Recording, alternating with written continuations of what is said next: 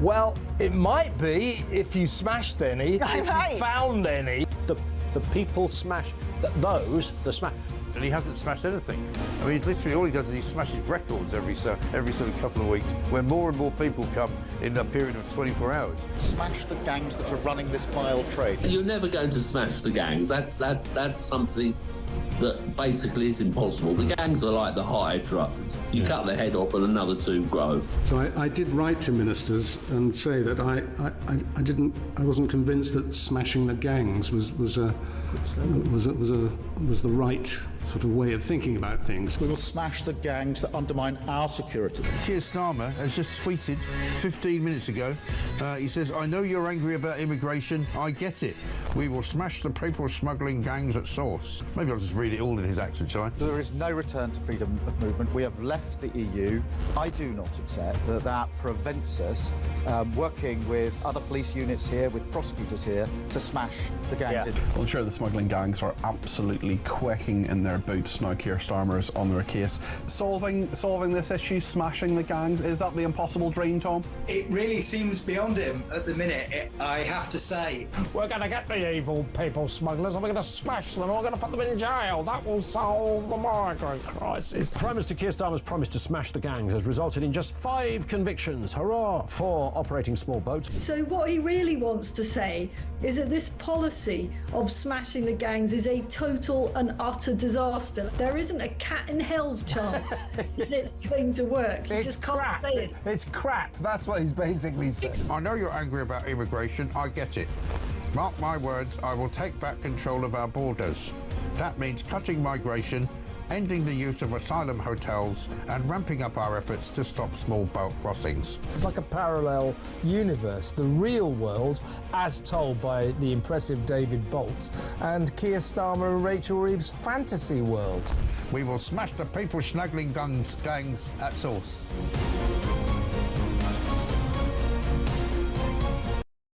Across the UK, on DAB+, on your smart speaker, on your smart TV, and on your side. This is Talk.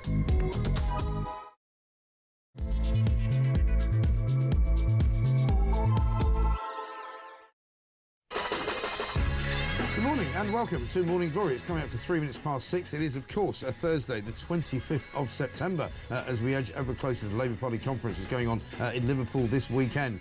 We are going to be all over that like a rash, as you can imagine. Poppy Coburn's here with me from the Telegraph. Very good morning to you, Poppy.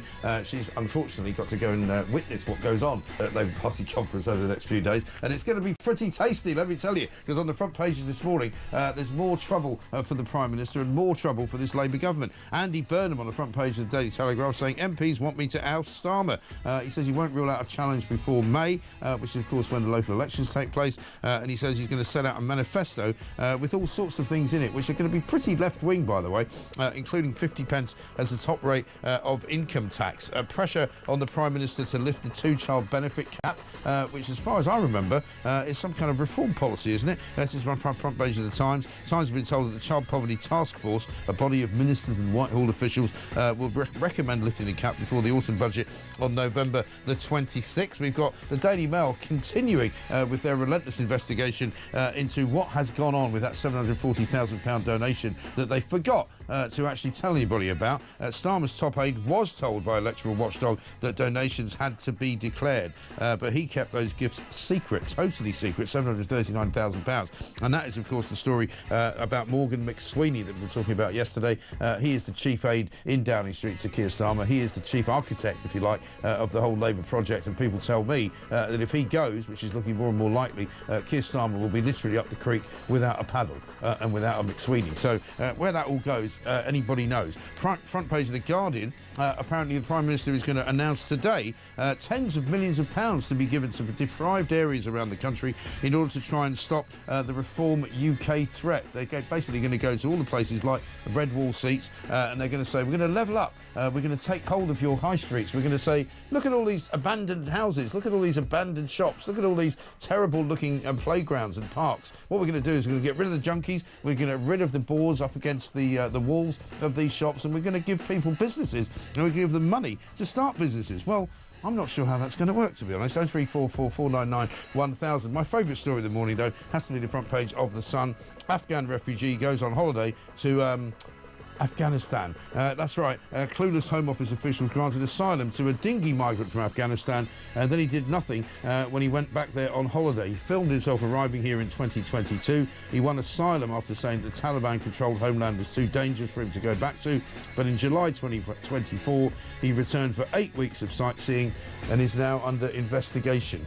I mean, is there anybody in the Home Office that knows what the hell they're doing? We might have to play that Trump clip, to be honest. 0344 499 1000. Oh, yeah, my car got broken into last night as well. So we'll be talking a bit about the crime levels in Sadiq Khan's London. He keeps telling us it's the greatest city in the world.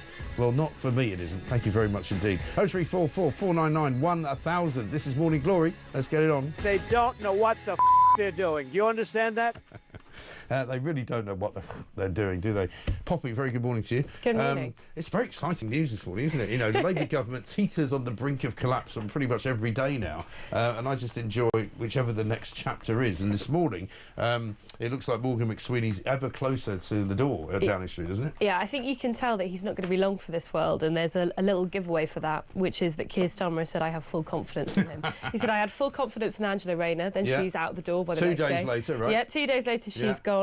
I have full confidence in Peter Mandelson. I don't even think 24 hours one passed day later, yeah, that's for right. this. So, you know, by the time the show is over, I'm sure we're going to be getting reports that Morgan McSweeney has jumped onto brighter and better things.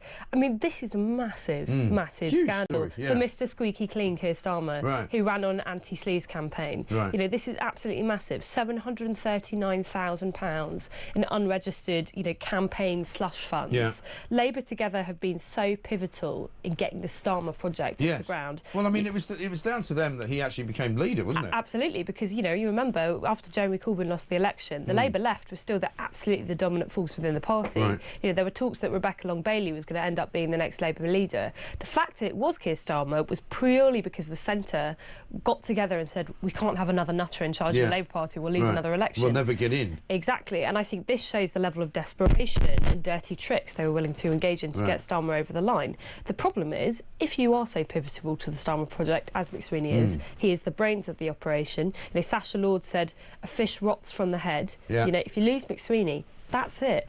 Starmer is not himself a talented politician. No. He's just a kind of empty shell. And he doesn't appear to have any kind of ideology, does he? Because he kind of swings from one sort of side of the aisle to the other in 24 hours. He doesn't have any Forget beliefs. ideology. He hasn't got a favourite song. He hasn't got a favourite book. No. I mean, he seems to be someone entirely without personality. He's literally a cyborg, isn't he?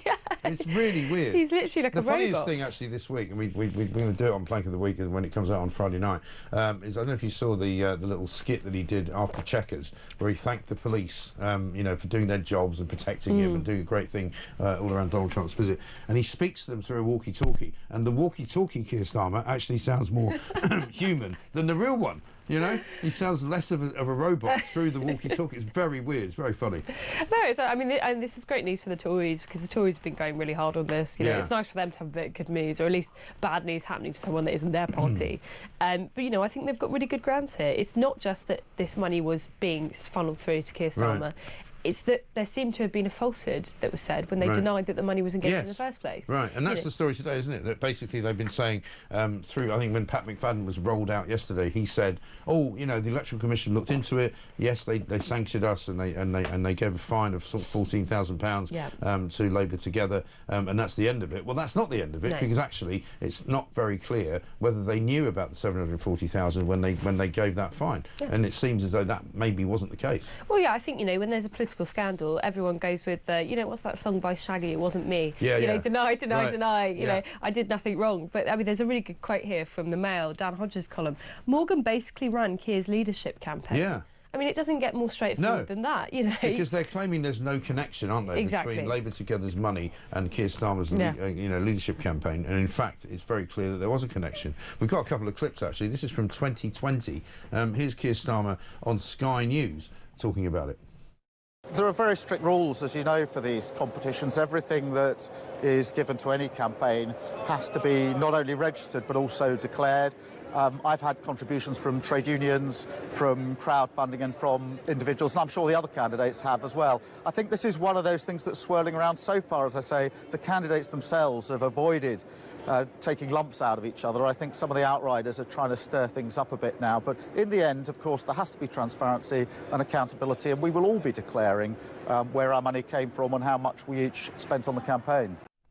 He's very good. See, that should have been a clue back then, where all he talks about is that there are rules in place, and I followed those rules, and when those rules become clear, you will know exactly who's been giving me money. But he won't actually say. Here's an even better one. This is from Andrew Neil interview in 2020. This one I love. Check this out. The Labour Party members who are being asked to vote for you should know who's bankrolling your campaign. That is why the Labour Party set up those rules. But you won't tell us. The Labour Party rules say carry out the checks, which we have to carry out, and I've got a compliance team doing that. Once you're satisfied the checks are carried out and the donations are proper in order, they go to the parliamentary authorities who put them on the parliamentary website so that everybody can see them. I've been following that procedure. That is exactly the parliamentary rules. But the other candidates in this contest have published who is bankrolling their campaign. And he goes on, he says, well, why don't you just tell me who your biggest donors are? Well, in the fullness of time, you know, the compliance team will tell us exactly whether or not those donations are real.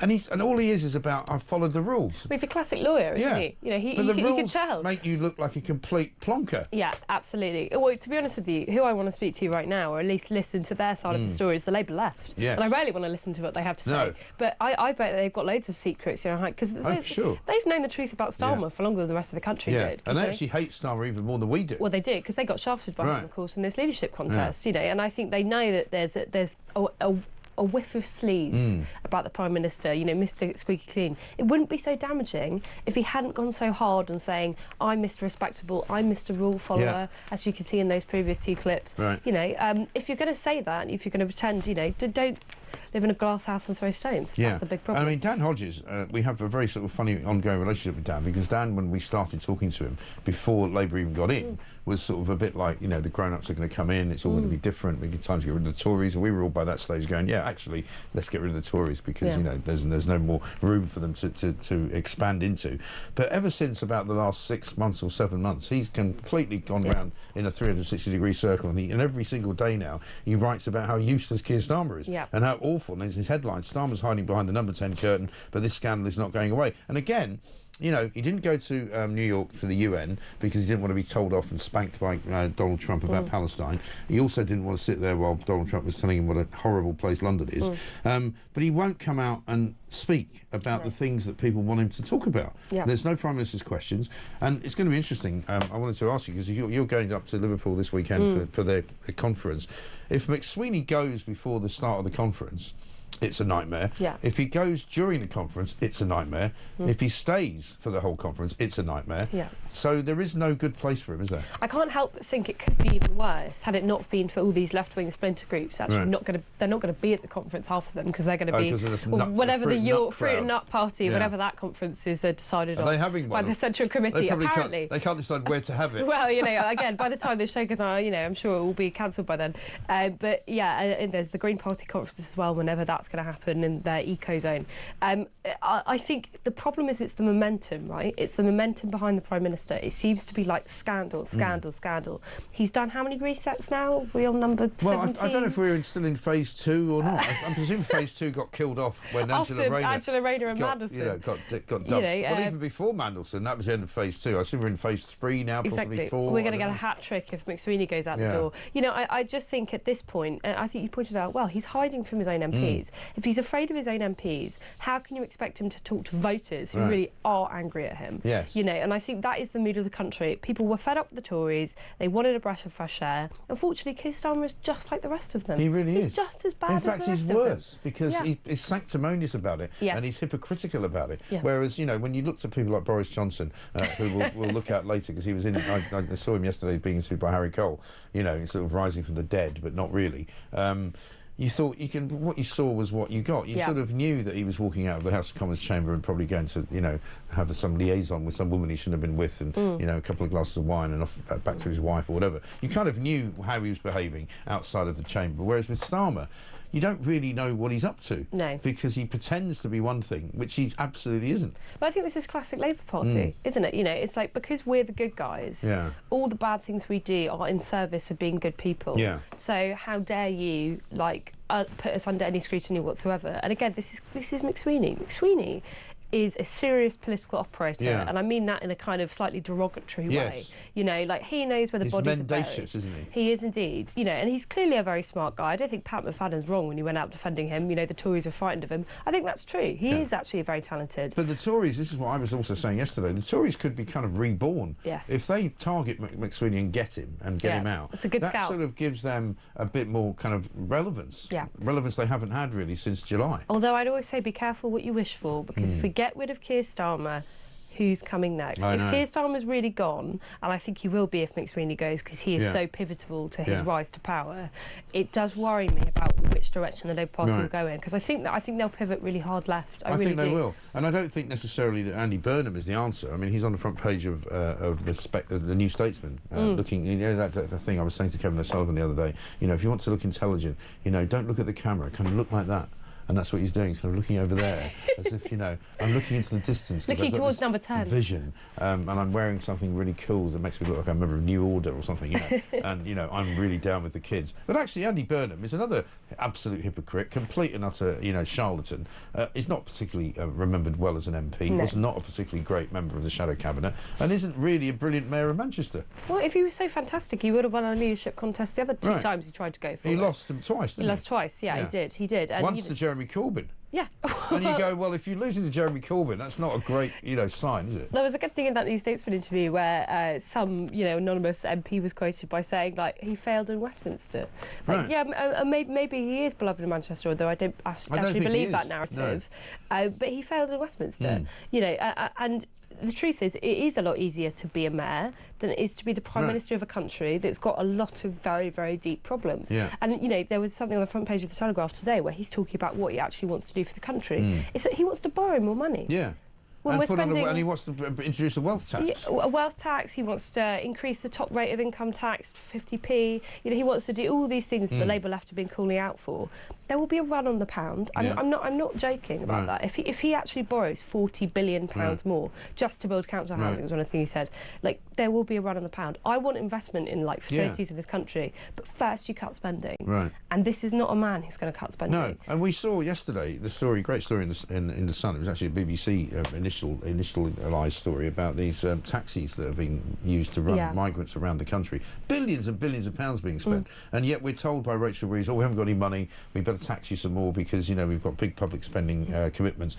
They need to stop the money that they're spending on the migrants, you know, literally tomorrow, and then hopefully say to people, actually, we can give you maybe a tax rebate, or maybe we can knock some tax off. But they can't keep coming back for more money while they're wasting it on all these bloody international bozos. Well, this is why the Labour Party aren't right for this moment, because it's like that's what they're good at. They are good at spending public money. You know, it's just, my granddaughter used to say, you have the Tories and you have Labour in, and they'll spend a bit of money, and then you get the Tories back in to, you know, sort out your finances. But the Tories spent loads of money, didn't cut any spending. Labour are even better at spending our money and not cutting any spending. It just gets to the point where you go, like, who's actually going to get control of the situation? Is anyone going to get control of it? And looking at Dan Hodges' piece today, he says, yesterday's response from Labour Welfare Secretary Pat McFadden to this newspaper's publication of the McSweeney Gate emails really is quite instructive. He says, Morgan, this is what Pat McFadden said, Morgan is a highly talented individual. I'm not surprised the Tories are targeting someone like that. They'll see him as a formidable opponent who worked with me to deliver the biggest Labour victory for a long, long time.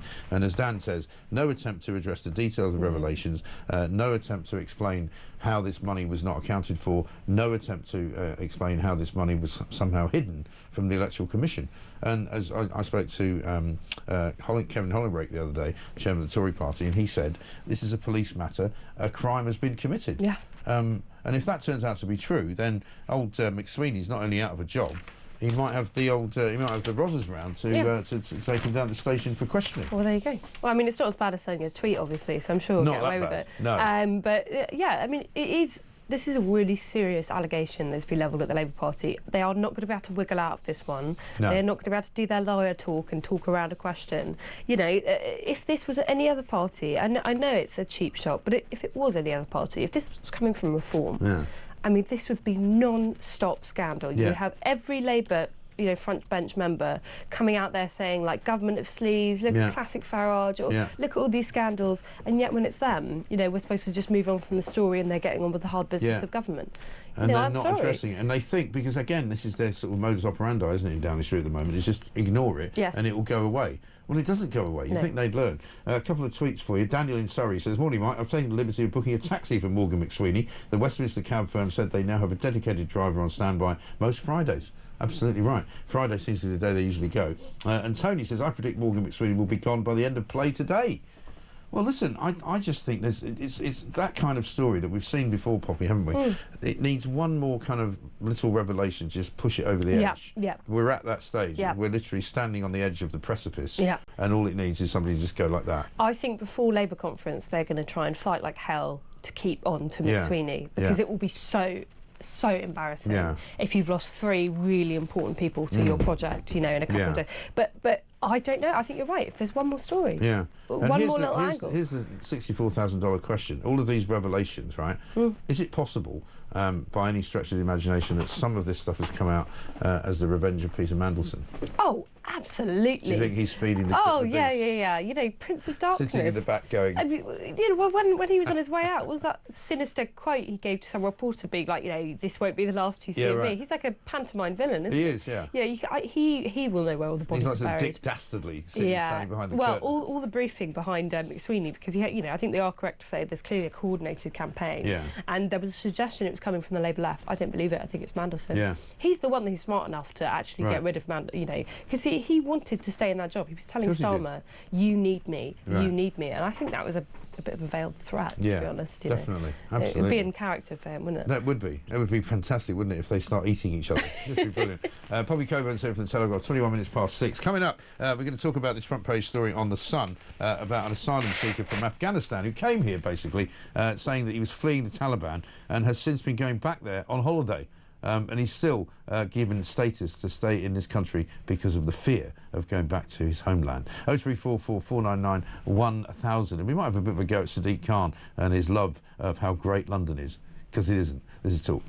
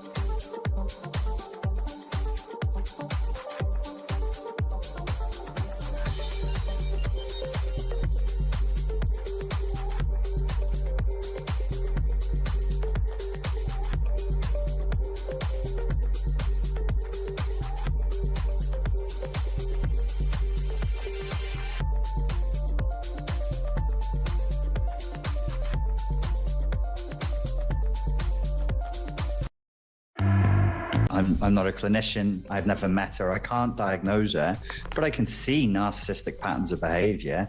If you know full well and good that what you're doing is merely an empty gesture, that is literally virtue signaling. You're just signaling a virtue. You know it's doing no good for the people on the ground you pretend to care about. In fact, it's probably diverting resources and attention away from those people. So, no, it's purely performative, and it's absolutely standard. It's what we expect.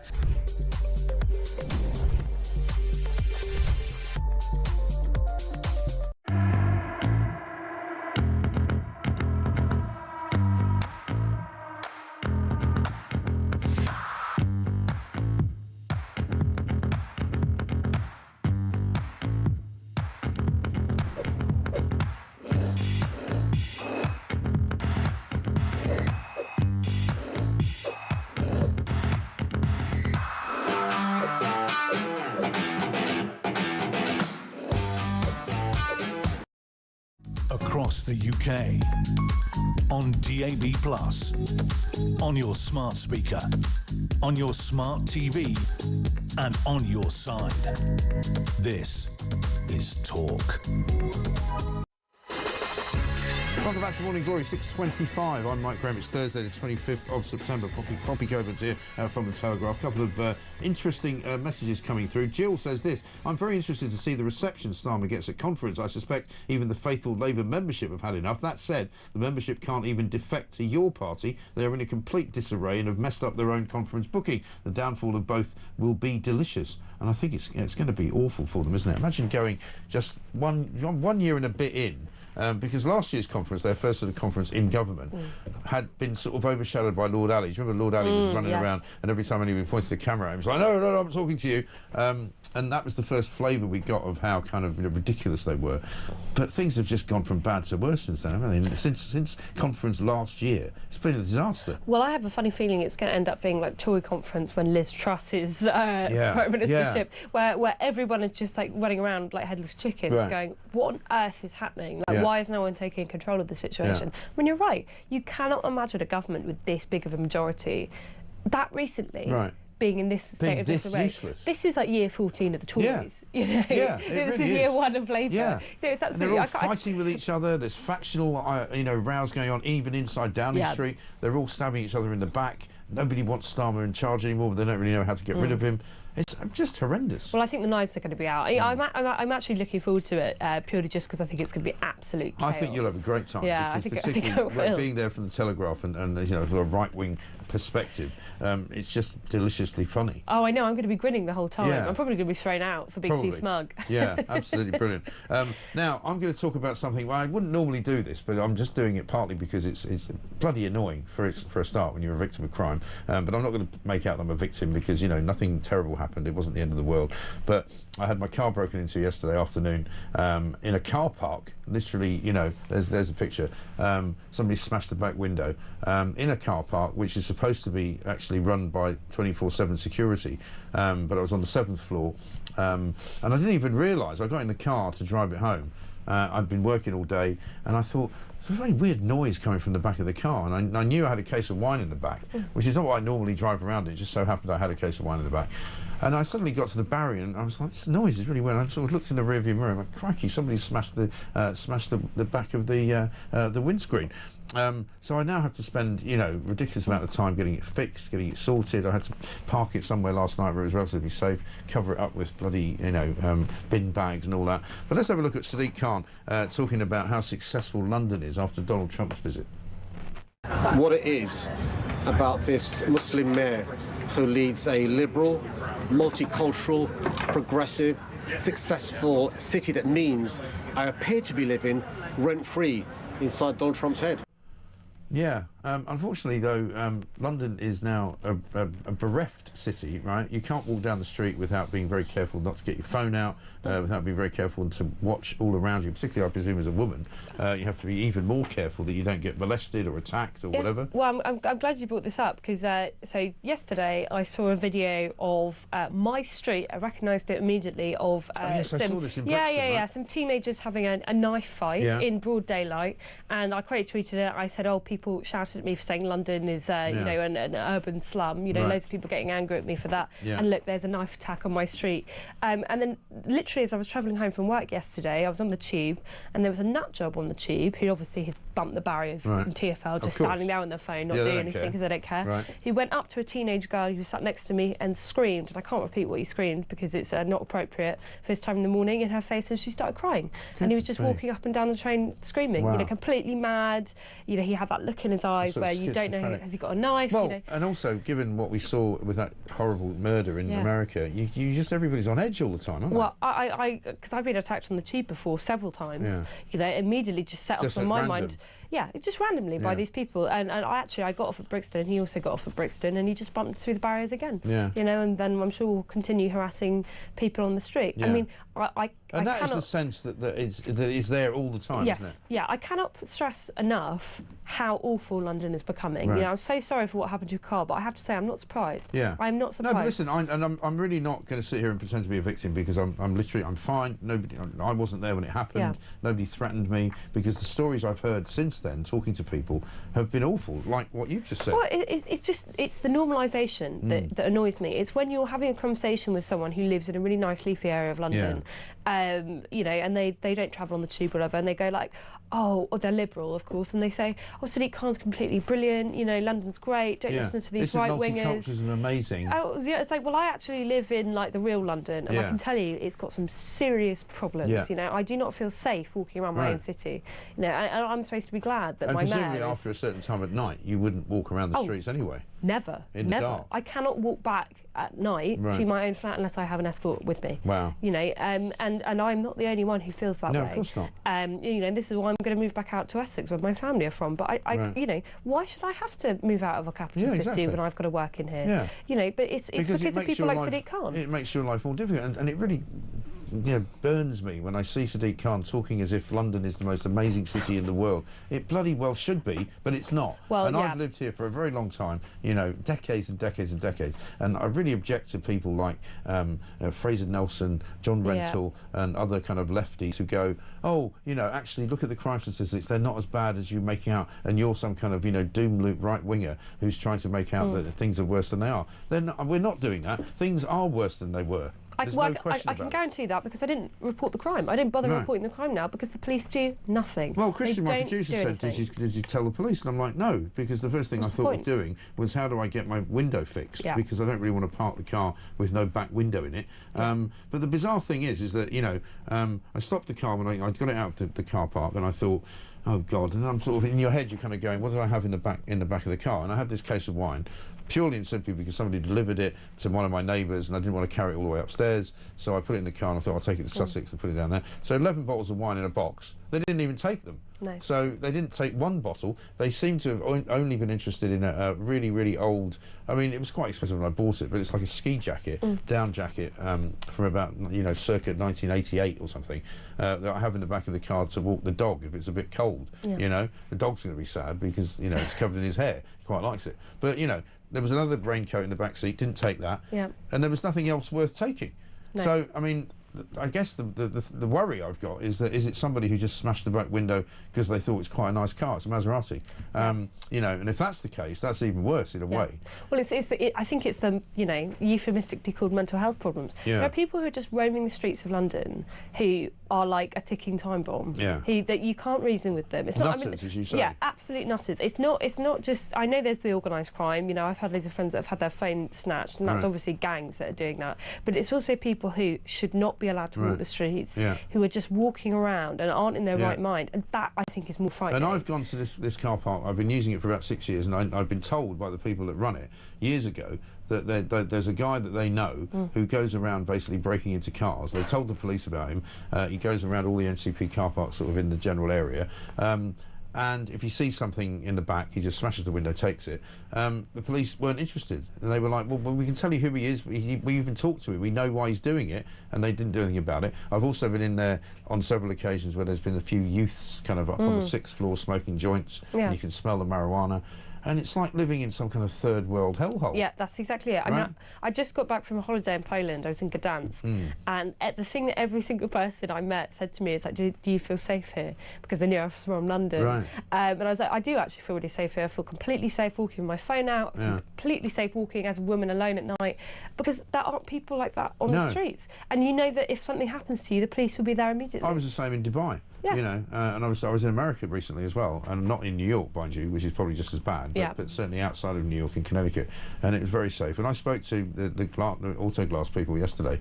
The woman was like, "Oh, we're getting a lot of these at the moment in London. A lot of London and Manchester, people getting their back windows smashed, loads of it going on." And she said she had a nephew who runs a restaurant in London quite successfully. She said he was robbed the other night by a guy who just pulled a samurai sword in Soho out of his jogging pants and got his phone off him, got his watch off him, basically emptied his bank account. He managed to get the money back, and he said, and she said he was just glad that he wasn't injured and hurt, and he was still alive. My question is, how are these people living in London as well? Yeah. Because I'm paying, you know, a small fortune. Yeah. And like, these people clearly aren't working. I mean, I guess they're stealing things, but I want to know, like, why are they here? Where are they living? Yeah. Who's paying them to live there? Who's keeping them out of jail? Because there's clearly some kind of coordination here that these people aren't going to jail. Right. Like, I don't believe it's just the police are completely lazy, because if you send a tweet, they'll be at your door like that. They'll be there, you know, they'll be straight at your door. Right. If you do a crime like that, and yet these people are allowed to roam the streets free and terrorise ordinary people. You know, why is this happening? There's something very wrong, and let's not forget Sadiq Khan is now the Commissioner of the Police, and yet he walks around, you know, promoting London as if it's brilliant. I think we've got another thing that he tweeted here. This is Sadiq Khan on Diverse London. Let's check this out. I pray to the east, you pray to the sky, but in London, we're in the same position. I don't know you, but I'm proud you're my neighbour. So glad you're here with me. You bring different experiences, different wisdoms. You belong here, so be wide here. Being here isn't about origin or intelligence, it's about bringing your elements. Expand yourself with whoever's next to you. Lean on me until we blend skins. Blur yourself so you can focus. The bigger picture includes you. Draw on the human experience so you can illustrate humanity. Humanity starts with hue. Community ends with unity. Yeah, innit? my blood. Yeah, you're right, man. You know, but what? That made me want to throw I've up. got no car window, man. So ridiculous. They took my jacket, man. Community in that, innit? It's just so awful. It's so. I'm so glad when that did Trump that become gave it the to accent from London? Well, my family are from London. They have the old Cockney accent. They all talk like that. Yeah.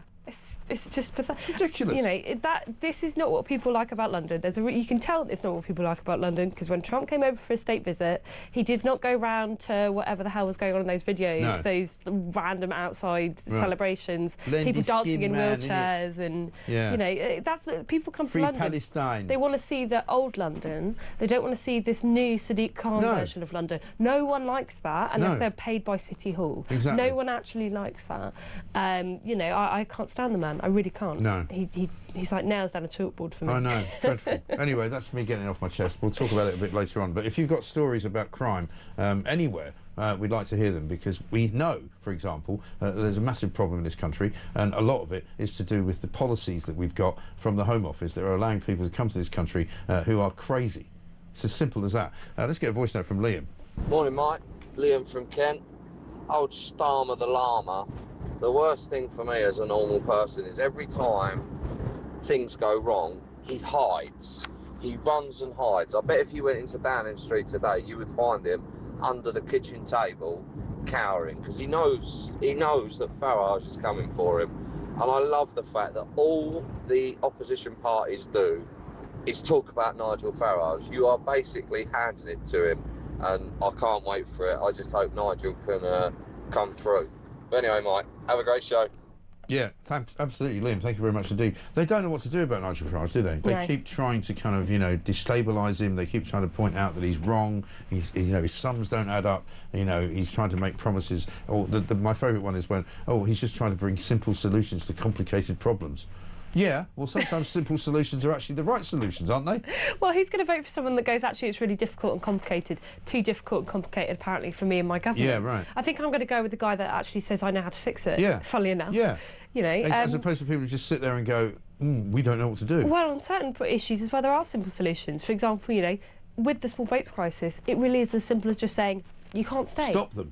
None of you can stay. You know, it's not actually that complicated. No. You don't need to spend £5 billion a year and putting people on hotels. No. That's a simple solution. That you would think would be straightforward, and stop putting them in taxis and taking them hundreds of miles to doctors. You know, maybe that would be a simple solution. Poppy Coburn's here at 6:39. We've got more to do, including the great story on the front page of The Sun today about this Afghan refugee who's been going on holiday to, guess where? Afghanistan. Apparently it's too dangerous to live there, but it's OK to visit once in a while, despite the Taliban. This is Talk.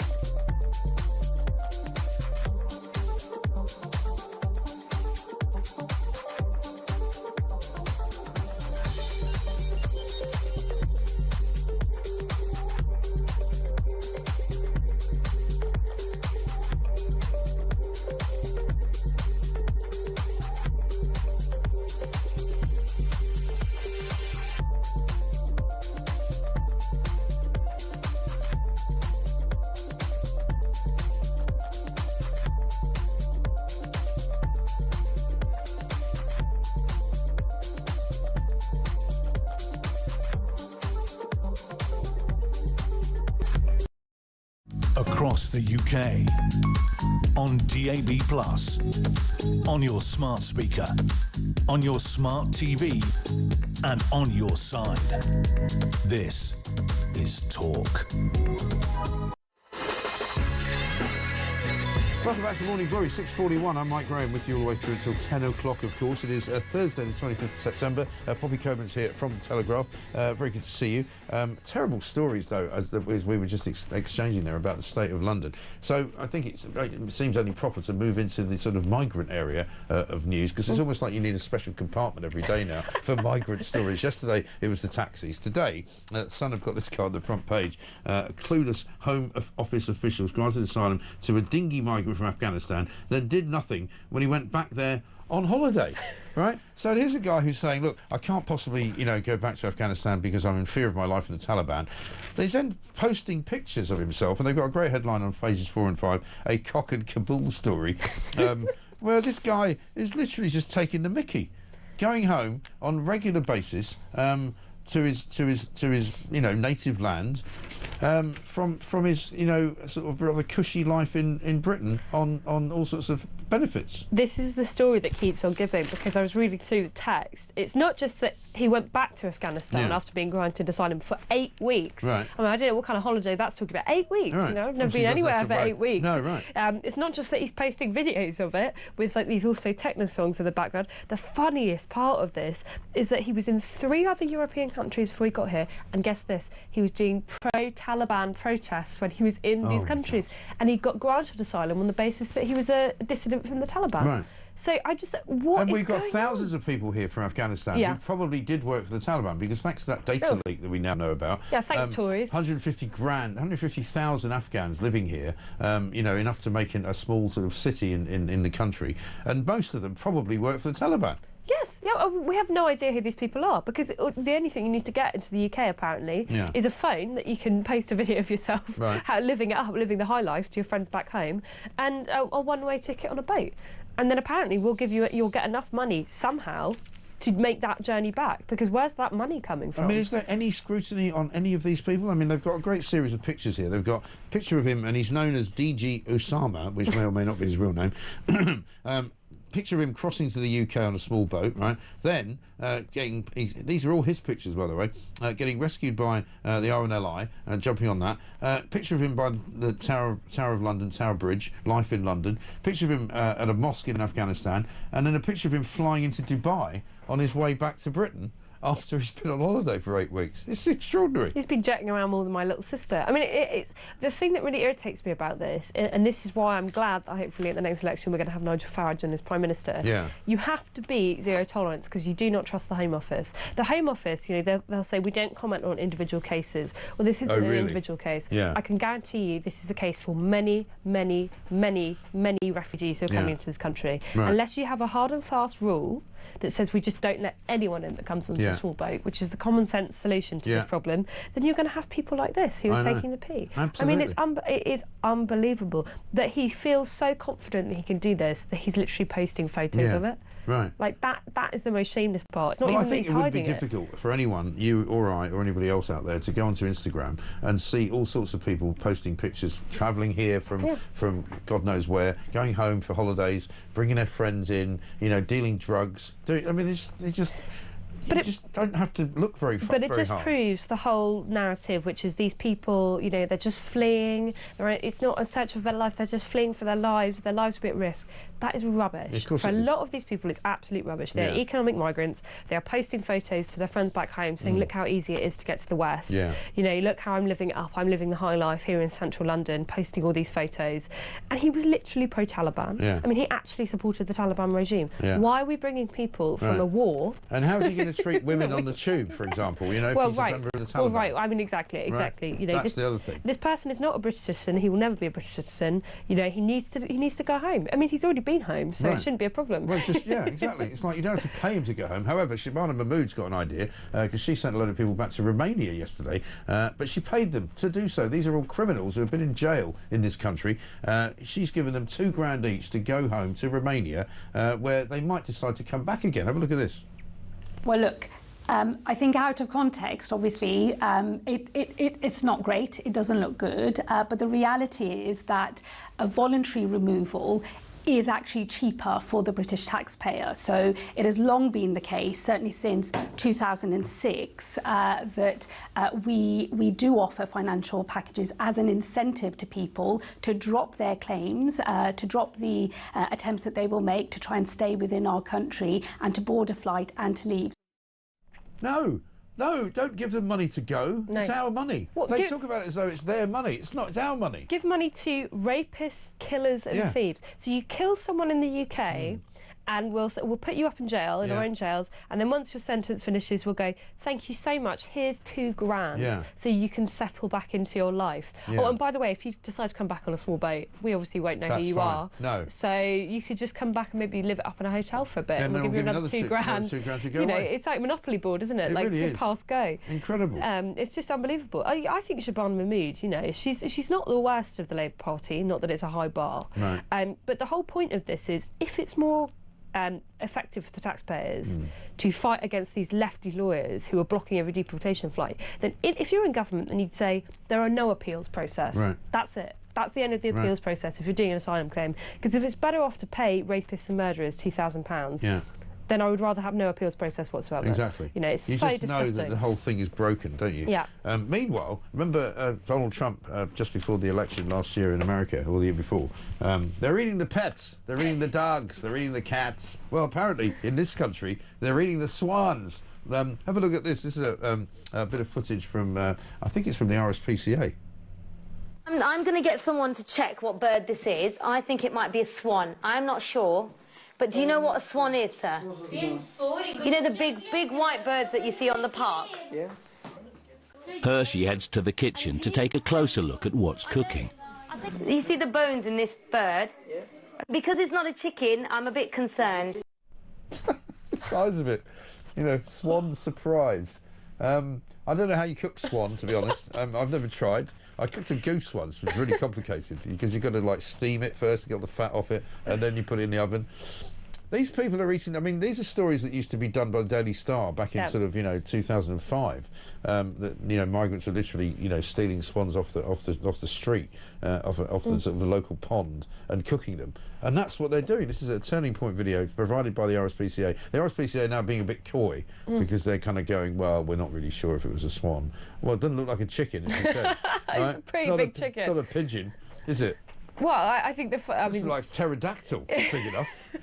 I mean, the funny thing about this story is, like, don't rely on the lefty RSPCA to believe your lying eyes. Speak to any farmer who is like living in a rural part of England that's had a migrant hotel put up nearby about whether or not they've had their cattle rustled. Oh, wow. Okay, and you'll get the story that you won't necessarily get elsewhere. I think when Nigel Farage, and sheep saying, presumably as well. Yeah, sheep, all sorts of stuff. Anything that they can pick up. I think a cow is a bit of a challenge, to be honest. I remember seeing a video. This was about 2 or 3 months ago. I don't know if you saw it, and it was somewhere in Birmingham or some part of the West Midlands, and they were worried because they'd caught something on CCTV of some people behaving suspiciously, and they thought that they were maybe putting a body or smuggling a body out of a car, and it turned out it was a sheep that they'd killed, and they'd taken the sheep out of the back of the car and were taking it into the house to slaughter it.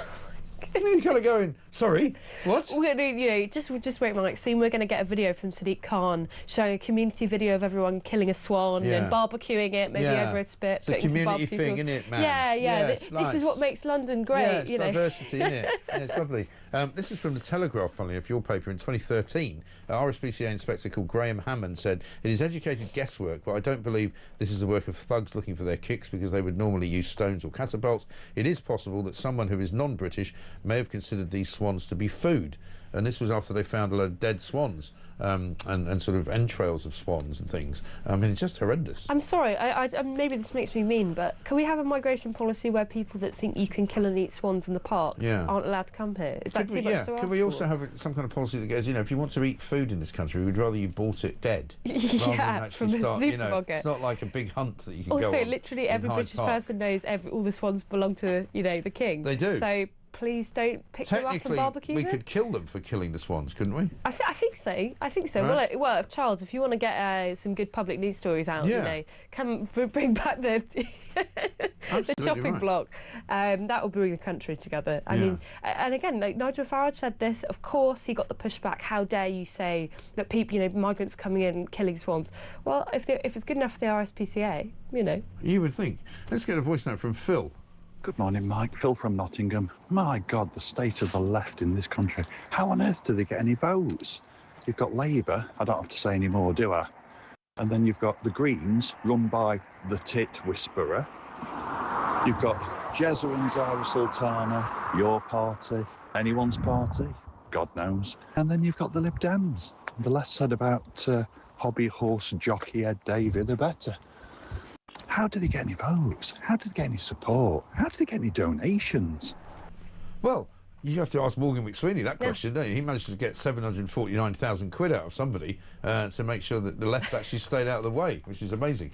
Now, this is from a bloke called Roger, but I'm not sure that technically it couldn't be from Keir. It says, Mike, like you, I had my back window smashed a few weeks ago. Whoever did it also set fire to the interior, writing off the car. Why? There wasn't anything in the car to take. And that did happen to Keir Starmer, didn't they? Set fire to his car. Yeah. I wonder if there's a connection. Well, this is exactly what I mean, right? It's not even just the targeted crime of thieves. Weirdness. It's just nutters. Yeah. It's just crazy people who have like a problem against the whole. I mean, if you're the sort of person that would just randomly attack someone's car and write it off for no reason.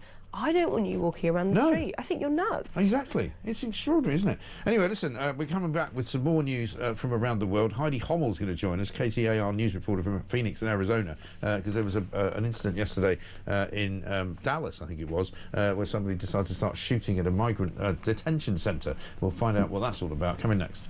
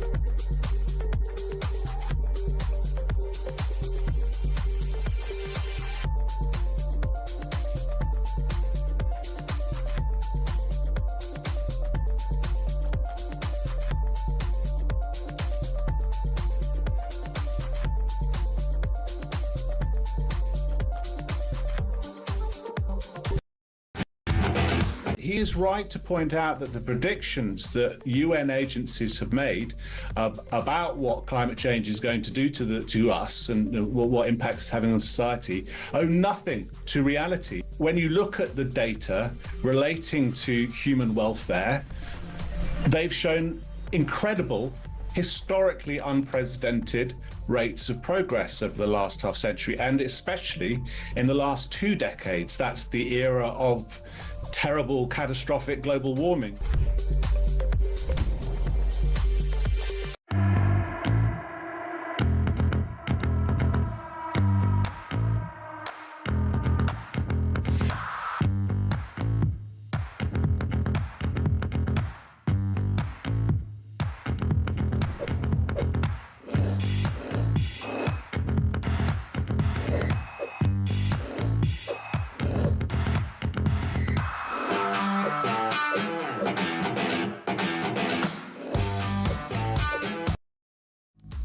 across the UK.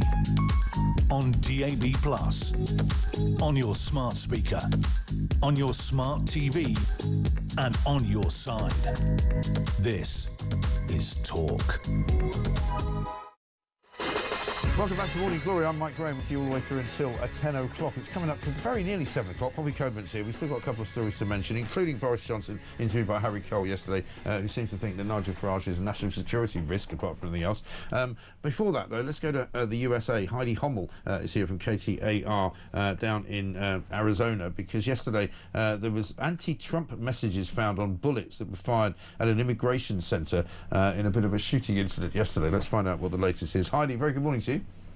Morning. Thanks very much for joining us. It was a bit unclear sort of late yesterday here exactly what the motivation was, exactly whether it was somebody who was anti-migrant or anti-Trump. What's the latest?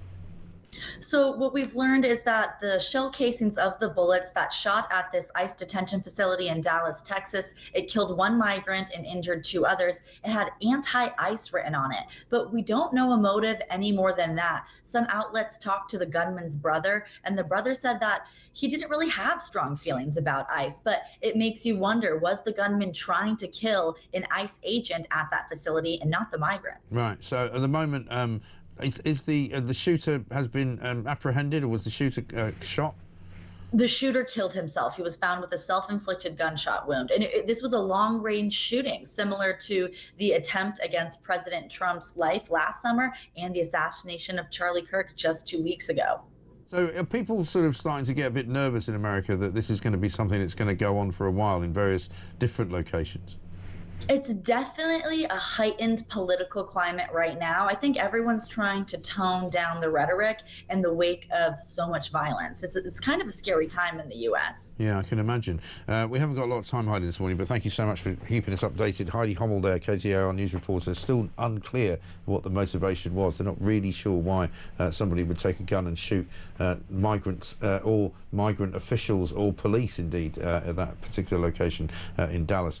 I mean, it is getting pretty worrying over there, isn't it? I think like the escalation of political violence in the US is something that is, you know, seriously worrying. And again, we don't know the motive, but having the bullet casings say anti-ICE, again, might suggest there's a bit more complexity to the narrative that left are trying to spin about this killing. Yeah. Boris Johnson, we'll give a quick mention to him. We'll play more video of him later on. He was with Harry Cole yesterday on Harry Cole Saves the West. Basically blasted Nigel Farage as a threat to the country's economy and security. He came across to me, because I watched it yesterday afternoon, as a guy who I think sort of knows his time's past now. Yeah, absolutely. I mean, he looked tired. And I think, you know, what was really good about that interview was that he was being hammered on the Boris wave. Yeah. The Boris wave of migration. I think that's the thing that's killed him off. Yeah. You know, I do not think you can come back to public life when you were directly responsible for probably the reason that the Conservative Party was destroyed and the current reason that's killing the Labour Party. You allowed immigration to explode. So, you know, there's no way that you can wiggle out of that one. And he was kind of in denial about it as well. I mean, I said, you know, I used the Queen's phrase, you know, recollections may differ. But he seems to think that, you know, he actually freed up the British nation. Yeah, he seems to think he freed up the British nation to control its own borders. Yeah. But then we didn't do it. No, no one looks at Britain's borders when 1 million people came in 1 year and said that was control. Right. You know, and of course he always does the thing where he says, like, well, it was the Ukrainians, it was the Hong Kongers. That's a load of rubbish. Right. It's not true. The majority of them were non-work visas that had been given on family reunification grounds or dependents. Yeah. Precisely the sort of people we don't want coming to the UK. We've got enough dependents as it is. Exactly right. Well, we'll play more of that as we go through the show between now and 10 o'clock. Poppy Coburn, thank you very much indeed. Thank you. Enjoy yourself at Labour Party conference. We may have to check in with you occasionally when you're up there. It's going to be a belter. It's 7 o'clock. Coming up next, we're going to be talking more about crime and the problem of crime in London and also elsewhere around the country. Plus, we'll be talking about this ridiculous situation of an Afghan migrant who's been going back on holiday to Afghanistan. This is Talk, back after the news.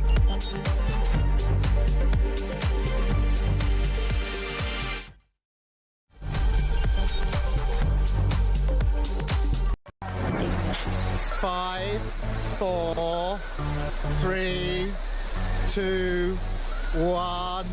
Yay! 8722, start your message with the word talk. Who would you send to space and why? The person I would love to send to space would be Mr. Keir Starmer.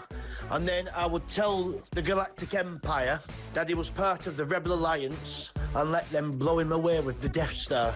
No Brits was involved, no fingers could be pointed. You carry on taking the medication, George. Yes, I'd send all the Labour government to space with a one-way ticket and throw in the SNP for being useless. They're all a bunch of... Oh, all right, fair enough. One person, quite frankly, I think needs to go to space in a one-way journey is Jeremy Kyle. He goes on about his age one more time, how he's 60 this year, he was 59 last year, repetitively over the course of the weeks and months. We have to hear him, I'm 60 this year, I'm 60 this year. Richard Tice, did you put that cheeky bugger up to that? I'm hoping he's going to send me the invoice because that was absolutely brilliant. Which MP would you send to space?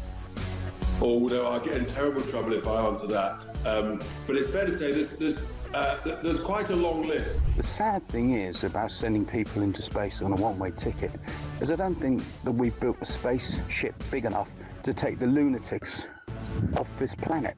I mean, from the net zero loonies to the transgender loonies to the racists to the terrorists, there is just so much to the wokerati. We need some big spaceships. Big spaceships. Good evening. I never know how you're going to start this conversation, Jeremy. Katy Perry went to space today, OK? Who would you send... I'd love her to say what I wanted to, but I'd never disrespect her. Who would you send to space who could never come back? Well, I'd be happy to send Ed Miliband to space, I think. Oh, that is an outrageous question, to I'm not even going to answer that question. Sam Matterface, do you get the job, yeah? Go on. No, Sam Matterface, I tell you what... There's no. I think David Lammy would be the person I'd want to send up in space and never come back again. Yeah, the problem is how much would the bill be for him to munch through whatever food on the way there? Hey, it worked.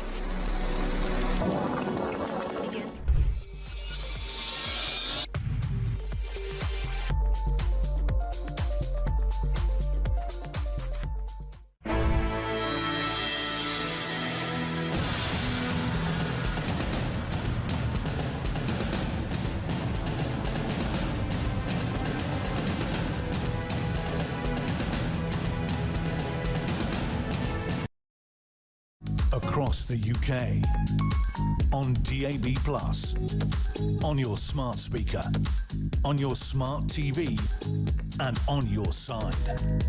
This is Talk.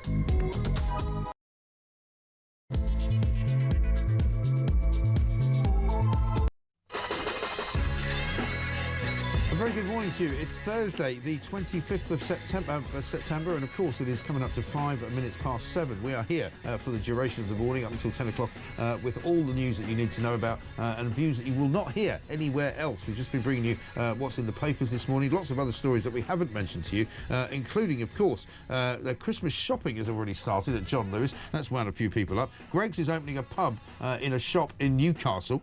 We've got Andy Burnham saying Starmer's got absolutely no plan at all of action, doesn't know what he's doing. 250 people a day are now claiming PIP payments, basically disability benefits for suffering from anxiety. Absolutely incredible. The front page piece on the front page of the Telegraph saying that the police now want to get their hands on all the speed camera fines that get paid every single year, because at the moment what happens is when you pay your speeding fine, it goes into a central sort of collection and gets splattered around all over the place by various government departments. The police say, we want to have that so that we can fight people going speeding all the time. Well, maybe you should fight people breaking into cars. Maybe you should fight people who are raping women or attacking women on the underground in this country. Maybe you should go after the real criminals rather than going after people who are speeding in their cars. Of course, if they get a fine, that should stop them from speeding, and speeding, of course, is not to be encouraged. However, it's not the most dangerous thing in the world when you've got violent criminals roaming the streets, attacking people. Lots and lots of you have got things to say about the car situation and the crime situation in this country. You know, it's a picture of my back window yesterday. It got smashed in an NCP car park, literally 5 minutes walk away from London Bridge Station. Absolutely extraordinary stuff. We're going to talk to James Price about all manner of things, including the state of this government and why Keir Starmer and this donation story is not going away. The front page of the Daily Mail, Starmer's top aide, and by that we mean Morgan McSweeney, was told by electoral watchdog, which is the Electoral Commission, that donations had to be declared. And when he didn't declare them, he was told by a lawyer inside of Labour, just pretend it was an administrative error and you'll be fine. Well, Keir Starmer yesterday gave him his full backing and said he had full confidence in Morgan McSweeney, which which can only mean one thing: he'll be out of a job by Friday. We'll bring you that. Plus, an amazing story on the front page of The Sun this morning: an Afghan refugee who has been given asylum here, who came here in 2022, filmed himself coming across in a small boat, has now won asylum after claiming that his Taliban-controlled homeland was too dangerous for him to go back to. Turns out he's been going back there on holiday. In July 2024, he returned there for 8 weeks and took loads and loads of pictures of himself having a wonderful time with his friends, with his family. And then he came back to Britain, where he's now living rent-free in everybody's head. Absolutely extraordinary stuff. 0344 499 1000. Lots and lots of other stories to do this morning, including Keir Starmer with yet another reset. He's going to go up to parts of Britain where he thinks they are underprivileged and under-resourced, and he's going to hand out millions and millions of pounds. Absolutely outrageous. 0344 499 1000. Where's he getting the money? We haven't got any money, and it's not going to work. This is Morning Glory. Let's get it on.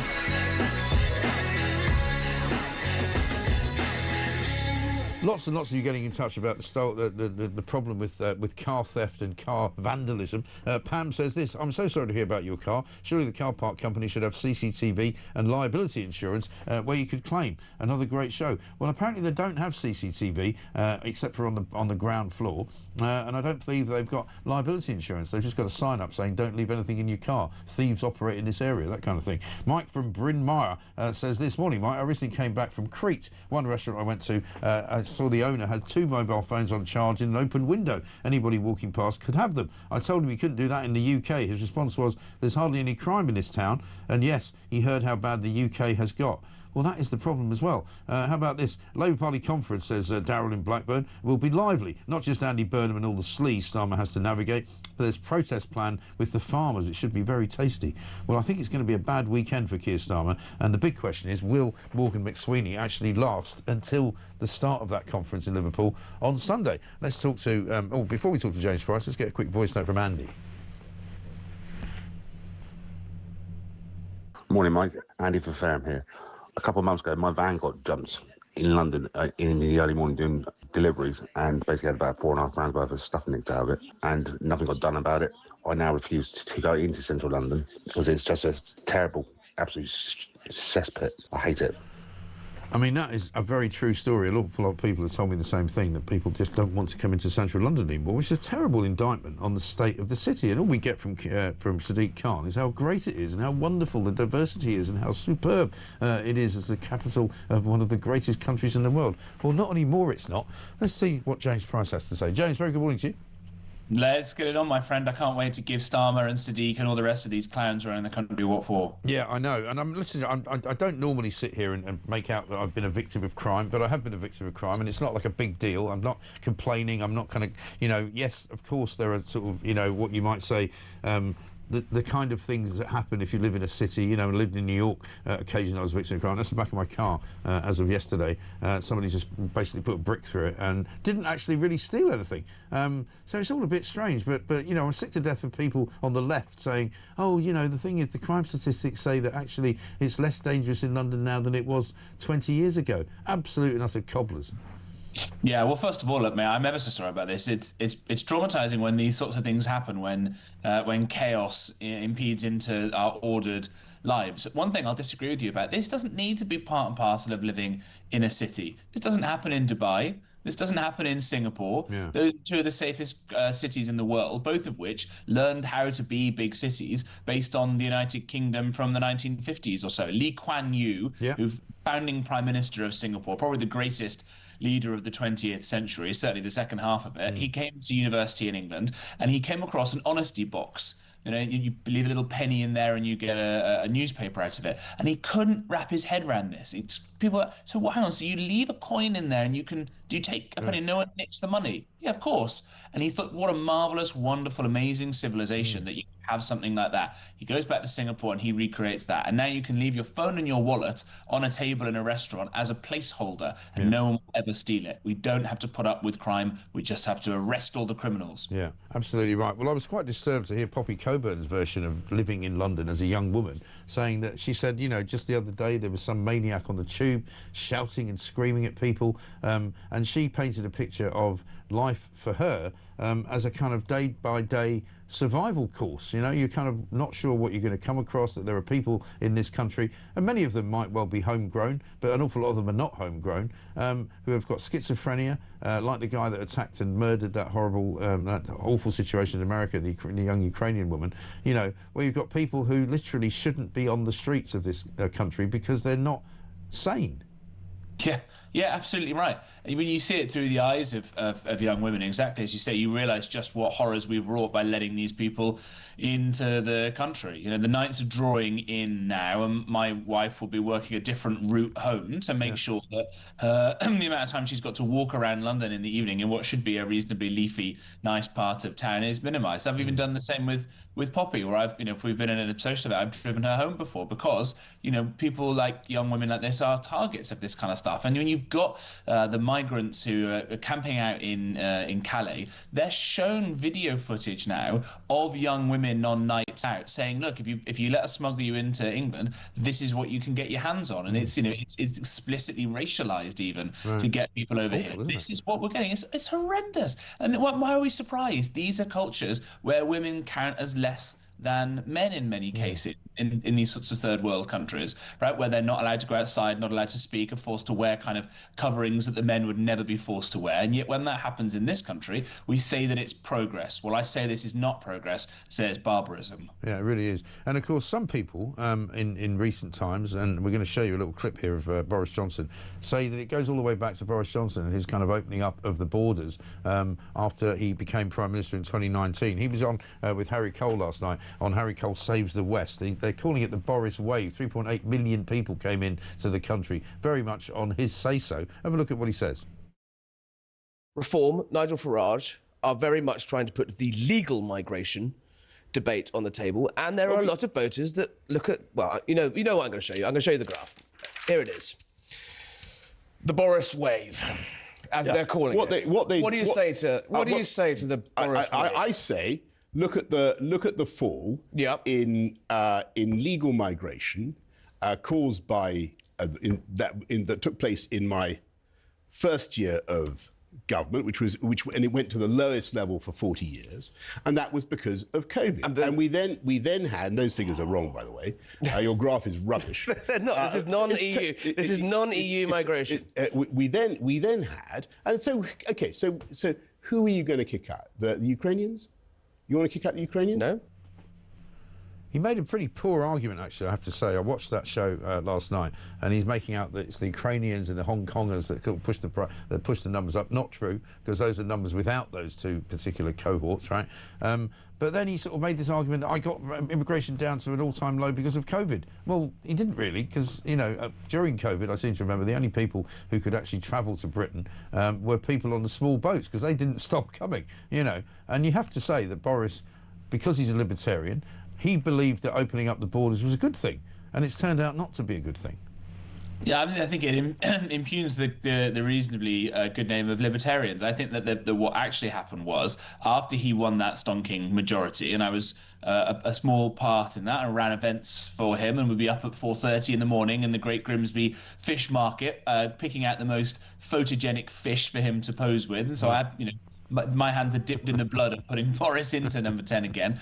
That, you know, he said, I want people like the Financial Times and other left-wing media outlets to like me again, like they used to like him before Brexit. And all those people were pushing for immigration, so he just let it roll on. I think his answers there reveal that he doesn't have any clue about the damage that he's wrought. And people can rewind this if they want to. They can go and look at that graph again, and you can see when the Chinese Hong Kongers have been excluded from that, and the Ukrainians have been excluded from that. It's still an absolutely enormous spike, and almost all of those people, if they're non-EU, sadly they're not AI tech bros from California, they're not, you know, gorgeous business professionals from Indiana like my wife. They are people from the third world largely, and that's why we're having so many different problems, because we've imported this. And the fact that Boris shows absolutely no shame, which I suppose he's never shown at any point in his life, shows that he's totally unfit to return to frontline politics. And it shows why, sadly, Reform have been able to make so much hay, because of the damage that Boris Johnson's caused to the Conservative Party. Yeah, I must say, watching him yesterday, I thought to myself, if you didn't know for sure,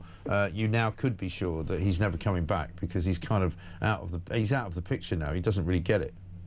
Yeah, I think that's right. I think it's sort of the phrase "busted flush" springs to mind. I think that someone like Robert Jenrick has been very, very good at saying how badly the immigration system went wrong. I think Rob last week said that it was the worst public policy decision of his lifetime. Rob Jenrick, again, the only person to resign from government because the government wasn't doing enough on illegal immigration or on legal migration. And I think we should be able to design a system where we can let in Ukrainians and Hong Kongers, as I think was perfectly immoral thing to do, and that hopefully those people will contribute. We can let in the best and brightest in the world. We can let people's spouses come in. But that doesn't mean we have to let in infinite numbers of people from totally alien cultures who make Poppy Coburn or anybody else feel unsafe or are unsafe in the evenings. That's not beyond the wit of man to design a system like that. It's a system we had largely before, and it's certainly a system we had before 1997, because let's not let Labour get away from this, when Tony Blair opened the floodgates. And I think it was Peter Mandelson who said we're going to rub the right's noses in multiculturalism, aka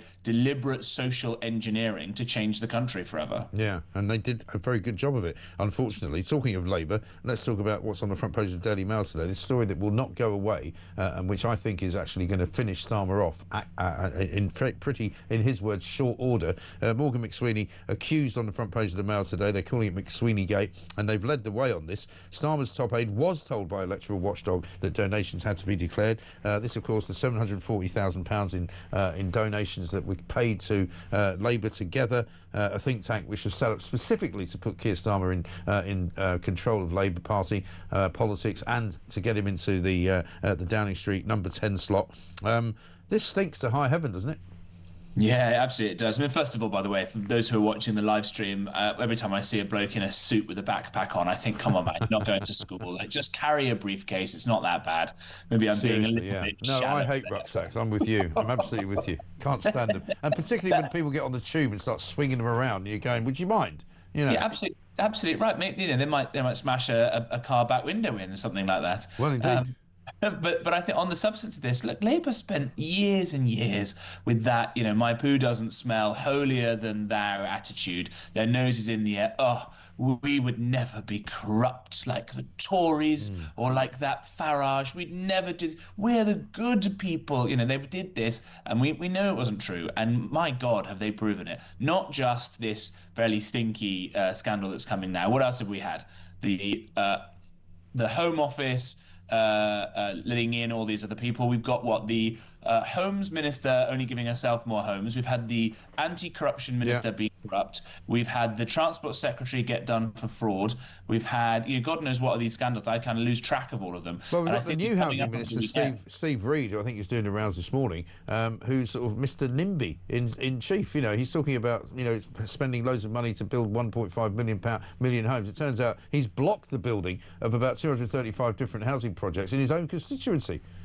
Yeah, I actually used to be one of Steve Reed's constituents, and one of the few bits of building he allowed to happen, and I'm afraid I was an NIMBY on this one, was at the end of the little street that I used to live in, there was a beautiful Victorian church that got demolished to build a tiny squat block of about 4 units. And they could put building in so many other places, but to deliberately go and destroy a Victorian church that the Victorian Society said this is a beautiful example of architecture of its time. Of course, Labour don't care about protecting things like churches, but they will put, you know, bloody great horrible buildings in place of that. But where people actually could benefit from houses and get on the housing ladder, they'll only be giving those houses to people who've got off on small boats and not the rest of us. Exactly. I'd like to see them knocking down a mosque to make some housing available to ordinary people in this country. I think that neither of us are going to live long enough to see that day, but there we are.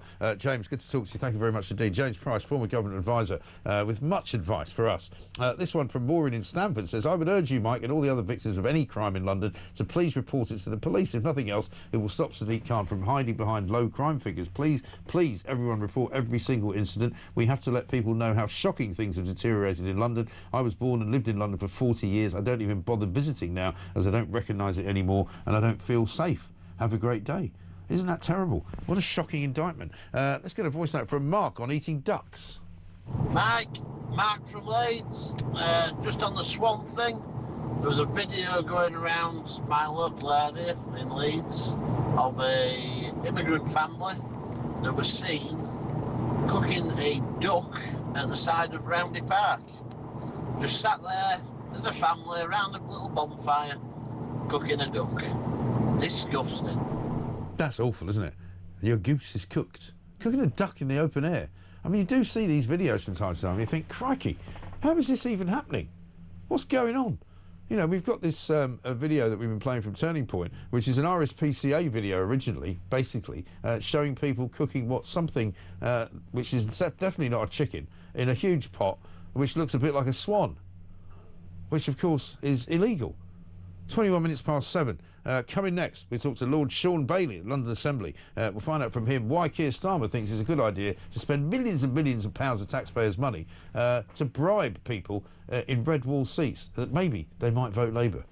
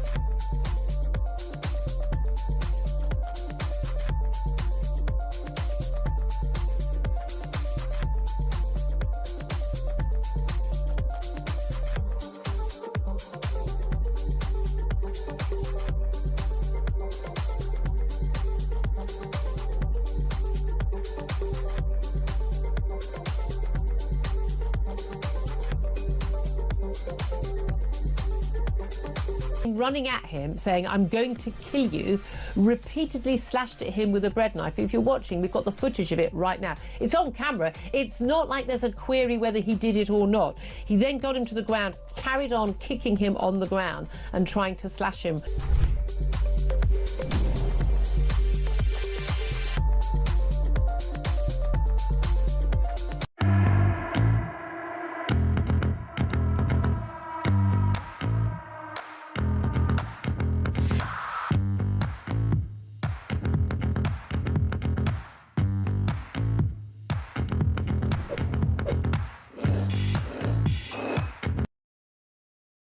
Across the UK, on DAB+, on your smart speaker, on your smart TV, and on your side. This is Talk.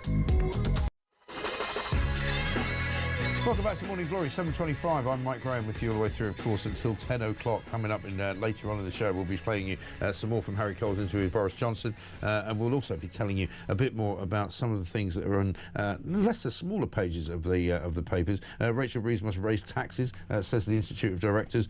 We've also got Andy Burnham saying that Keir Starmer has no plan, and we've got 250 people a day on benefits claiming that they have anxiety. And that's growing literally every single time we look around. One here from Aaron who says, they keep saying London's the best city in the world. It's not. I live in Belfast and it's 100 times better than London. It's safe 24/7. You can walk where you want any time of the day and be on your phone if you want. And Lynn from Lancashire says, morning Mike, sorry to hear about your car, it's a nice motor. On crime, a lady was raped at the weekend in our area and the police have appealed for help but haven't released any sort of description of the attacker. How is anyone supposed to help? It took place between 2 primary schools in the early evening. Yes, there is also a migrant hotel nearby, but we're not allowed to speculate. Well, this is the problem, isn't it? There are things that the police won't allow you to say or even speculate about. But let's talk to Lord Sean Bailey, London Assembly member and Conservative peer, of course. Sean, very good morning to you. Morning to you, Mike, and all your listeners as well. Yeah, absolutely. Good to see you. We'll talk about London in a minute, but let's talk about this plan that Keir Starmer's got, you know, his latest kind of reset. I don't know whether it's reset number 4, 5, 6 or 7 at this point, but he's apparently going to level up some of the areas of the country that he wants to spend money on because he thinks that that will tackle the rise of reform. Well, first of all, he hasn't got any money, has he, to get rid of all of these boarded up shops and tell various different local councils that they can encourage business to come into their area. How's he going to do it? Listen, you're right. He has absolutely no money. The thing that Rachel Reeves could do to help business actually didn't do, and that was not raise NI.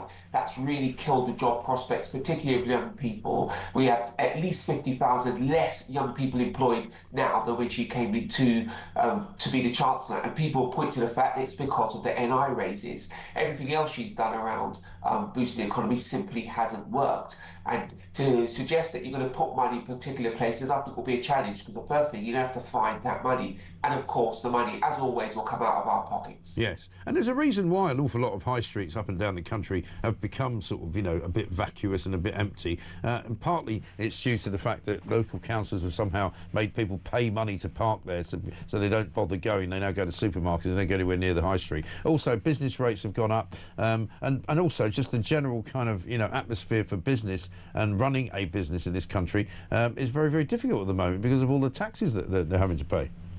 Look, there's two ends to this. If you talk to business, they'll talk to you about NI, they'll talk to you about business rates, and they'll also talk to you about rent. They'll tell you rent has gone sky high, they simply can't afford to run, so they're closed down. And of course, people don't come in and use that high street. And the other end, of course, is the public. We are paying a staggering amount of tax. Actually, it's a record amount of tax, certainly since the Second World War, and that's reflected itself in the amount of time that we spend on the high street. People now won't go out for a drink, they'll stay at home and have a drink because they simply can't afford to pay for these drinks. That's drinks if you go out to eat or whatever. You just won't anymore, and it all falls to the government. And all the promises they made before the election are now not coming true. They talked about a black hole, which, by the way, the Office of Budget Responsibility didn't endorse, but whatever black hole they were talking about, they've grown it substantially. And we'll have to see what the next budget is going to be what it's going to address. And I know for one thing, it's going to be painful for Londoners. Yeah, it certainly is going to be painful for Londoners and for other people up and down the country as well, because, you know, in other parts of the country, there's even less chance of you picking up money from punters because they simply haven't got the money to spend because everybody is worse off. Let me show you this clip. It's a clip of you talking about Deputy Mayor for Policing, Keir Schwartz, and double standards and two-tier policing. Check this out. I just want to make a point. You were very correct in your condemnation of the attacking of police, and you tried to be even-handed, but where you weren't even-handed is that you named Unite the Country, but you didn't name Palestine Action. So, and the reason I bring this up to you, because many Londoners, I've been written to now a number of times, are complaining that your office and the mayor are not even-handed in these things. Would you care to name and condemn the behaviour of the Palestine Action protest in just the same way that you did Unite the Country? When the chair mentioned those arrests in relation to the protests against in the protests on Palestine Action Group, I condemned any violence towards a police officer. To be clear, you condemned violence towards police officers. You didn't condemn the violence at that particular protest. That was my point. Yeah. They do have a bit of a problem, don't they, in old Sadiq Khan's administration, about sort of telling the truth about things that they don't really want to talk about. I think a lot of what they do is they're very quick to call people far right. They're very quick to condemn lots of communities who would consider themselves indigenous or just plain ordinary British community, but they're very quick to tiptoe around other issues around Palestine action, etc., and why that is particularly important, because the police in London are struggling with the idea that they do two-tier policing, and the police really, really hate that. But of course, if you're a casual observer, you think the mayor is part of the police. That's correct. He's the police commissioner for London. So you're asking yourselves, why isn't he speaking about one group in the same way he's speaking about another? I think it's really, really, really important, because people now don't feel like they're being protected by the law, and that's just one step away from anarchy. Well, that's the problem, isn't it? I mean, crime in London is absolutely sky high. And without wishing to put myself at the front and centre of this, I had my car broken into last night. Somebody smashed the back window. It didn't actually really take very much, but you know, it happened in a car park, which I was paying £40 for the privilege of parking in. You know, and there's a sense that literally the place is completely lawless. I mean, Donald Trump had a go at Sadiq Khan just the other day, and here's what Sadiq Khan said in response to him. Have a look. What it is about this Muslim mayor who leads a liberal, multicultural, progressive, successful city that means I appear to be living rent-free inside Donald Trump's head.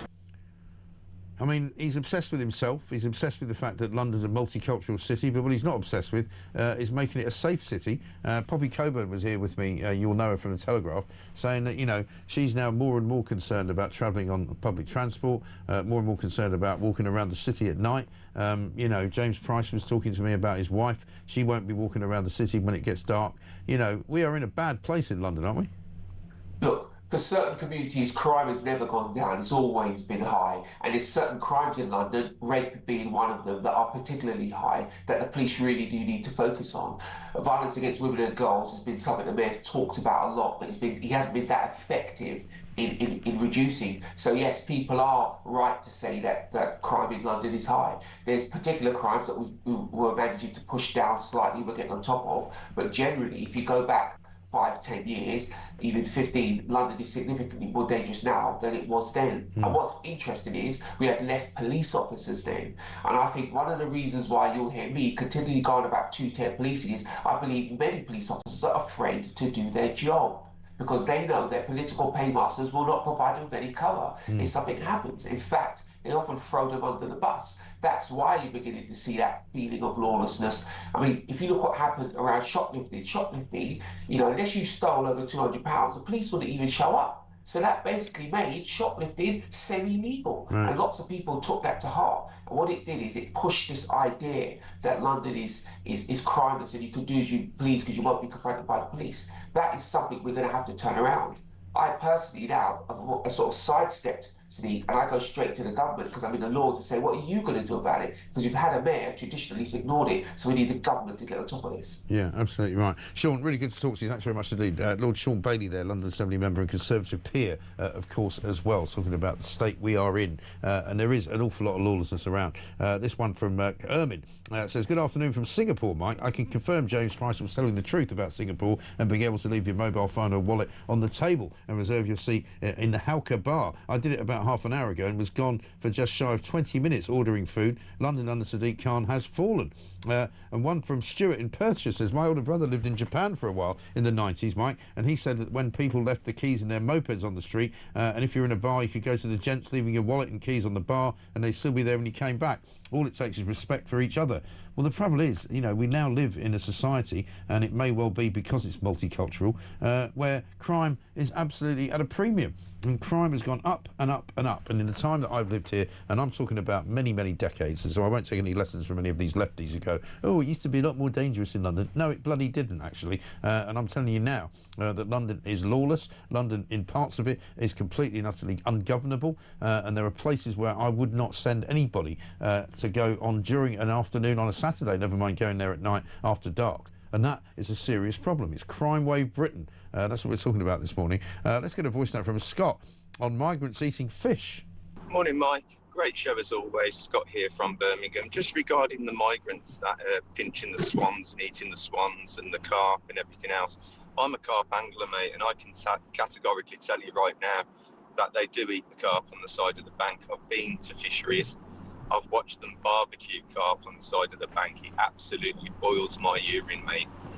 No catch and release in this country anymore, and there are certain fisheries in the West Midlands that have actually banned certain cultures for this very reason.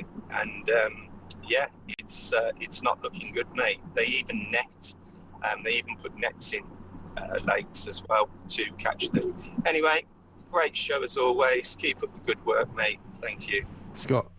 Scott, thanks very much indeed. I mean, these are incredible stories that we get. I mean, yesterday we had some incredible stories about taxi drivers going around the country driving migrants from, you know, one place to another, hundreds and hundreds of miles, costing hundreds and hundreds of pounds, saying, you know, you got a doctor's appointment in Newcastle, you live in Southampton, no problem, just jump in a cab, we'll pay for it.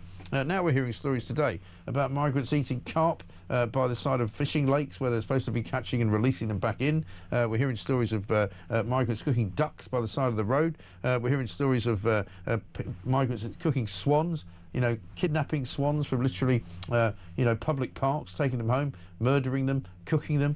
I mean, what is going on in this country? Maybe we should ask Donald Trump. In Springfield, they're eating the dogs, the people that came in. They're eating the cats. They're eating the pets of the people that live there. And this is what's happening in our country, and it's a shame. And there you got Kamala Harris there laughing and shaking her head like it's not true. Well, sorry, darling, it is true, and it's happening here as well. This is Morning Glory, back after this.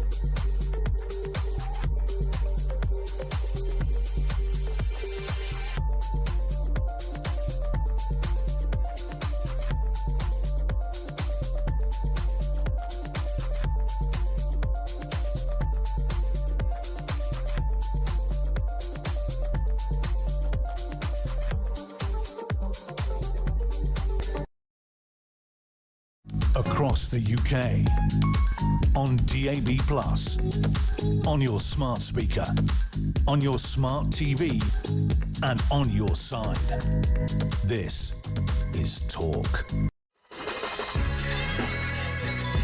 Welcome back to Morning Glory, 7:39. I'm Mike Graham with you all the way through, of course, until 10 o'clock. Mark says this morning, Mike, when I was a copper in the Met, the catching swans and eating them situation started to come about. They were being caught and eaten by people that were not native to our shores, and little to nothing was done about it. This is a royal animal, and the king owns them. This is just another example of people who are not compatible with our way of life, says Mark, who's in Adelaide. Kitty says this, Mike, I know you and Poppy were laughing about the swans being eaten, but on a serious note, this is another sign of the savagery and decline in a country once known for being animal lovers. I know, absolutely right. Lots of stories around migrants today, including, of course, the front page of The Sun, their front page headline about an Afghan refugee who came here in 2022, sought asylum, was granted it, and then 2 years later went back to his Taliban-controlled homeland to basically go on holiday for 8 weeks. He's now under investigation because, of course, he came back to Britain after having spent an 8-week holiday there, taking pictures, having a great time, and everybody's going, hang on a minute, I thought you said you couldn't go back there because you were in fear of your life. What is going on? Let's talk to Claire Pearsall, former Special Advisor on to the Minister for Immigration. Claire, very good morning to you. Good morning. Amazing stories this week, haven't there been? I mean, yesterday we were dealing with the taxi story, where it seems as though billions and billions of pounds is being spent around the country, ferrying migrants from one end of it to another to see doctors, to see dentists, to see Home Office officials and all the rest of it. We've now learned that foreign criminals have been paid up to £2,000 to agree to be deported. We'll play you a little bit of a clip from Shabana Mahmood. We've got the first migrants coming here officially from France, a family of 3 apparently. The first one's on the one-in, one-out deal. So, I mean, there's a lot going on. Let's have a look at what Shabana Mahmood says about this idea of paying Romanian criminals to go home. Well, look, I think out of context, obviously, it's not great. It doesn't look good. But the reality is that a voluntary removal is actually cheaper for the British taxpayer. So it has long been the case, certainly since 2006, that we do offer financial packages as an incentive to people to drop their claims, to drop the attempts that they will make to try and stay within our country and to board a flight and to leave. I mean, it's ridiculous, isn't it, that we're paying criminals to go home, isn't it? Of course it is. It's absolutely ridiculous. When you're looking at all the pressures faced by people in the United Kingdom at the moment with the cost of living, to hear that a criminal has been given a free flight, an in-flight meal, and £2,000 to journey home, I think most people are going to say, well, hold up a second, what's in this for us?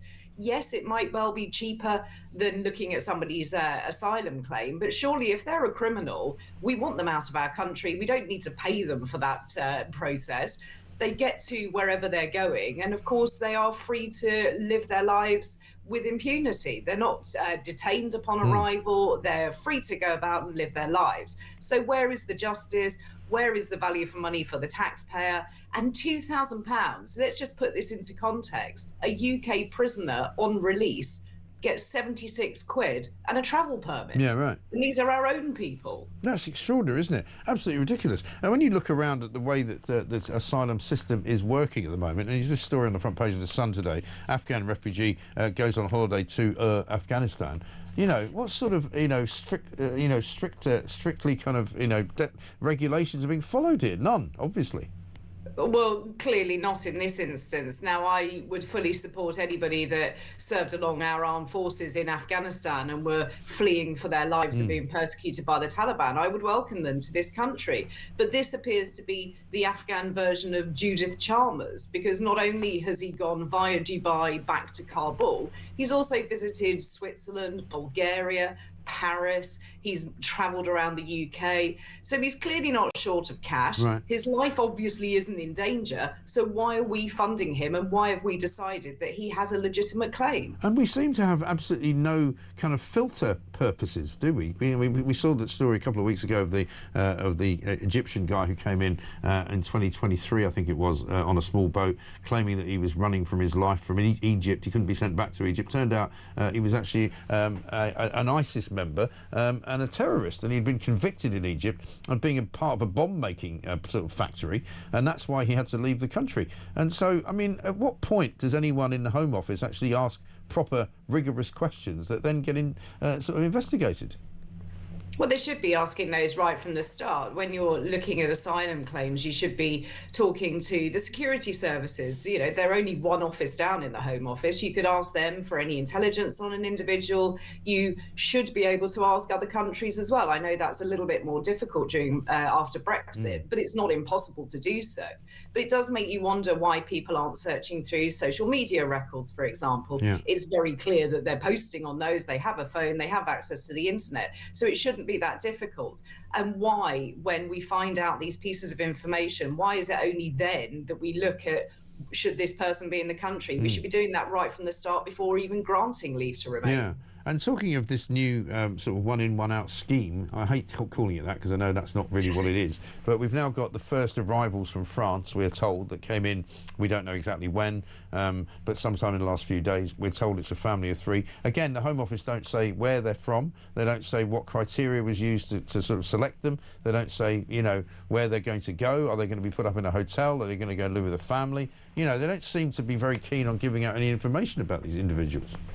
Well, no, they don't. And I do think people have a right to know what is going on in our country. If this is something that's been dreamt up by the Labour government, I think they need to fess up some details as to the validity of somebody's claim, because it appears that it's the French who get to decide who comes over to the UK in this grand people swapping exercise, but we don't know about them. We don't know where they're from. We don't know how they're going to integrate. So I think there are some severe questions to be asked. And of course, this scheme was always doomed to failure. So we've lost a net result of 1 person so far. Yeah. Well, that's, you know, in context, we had 1,000 people pop over on sort of Friday and Saturday, so it's not going very well for them. Well, it really isn't, and I think it's right. We should know what the criteria is, because, you know, otherwise how can we judge who these people are and if the government scheme is working? Because what happens, for example, if they suddenly start deporting a few hundred people and then we get a few hundred more people coming the other way?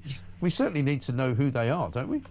Well, of course we do. I do think we have a right to know what our country is being used for and what communities these people are being settled in. Now, I don't think we need to know the ins and outs of every single detail, but I think it's only fair on the British taxpayer that we should know what our money is going for. Are these people going to be able to come here and work? Do they have any qualifications, or are they going to sit there and be a net drain on the society? Yeah. So those are really important questions which just aren't being asked. Yeah, I agree, totally. Claire, good to talk to you. Thanks very much indeed. Claire Pearsall, former Special Advisor on immigration to the Home Office. This from Lynn in Witham. It says, morning, Mike. On the Kentucky Fried Swan and Duck, the Home Office and lefties will probably say these poor people are having to kill and cook these birds, must be so desperate and hungry to do this, and then throw more money at them in benefits. That's the mindset of the lefties and our stupid, inept government. Well, that is the problem, isn't it? And you're not supposed to talk about it.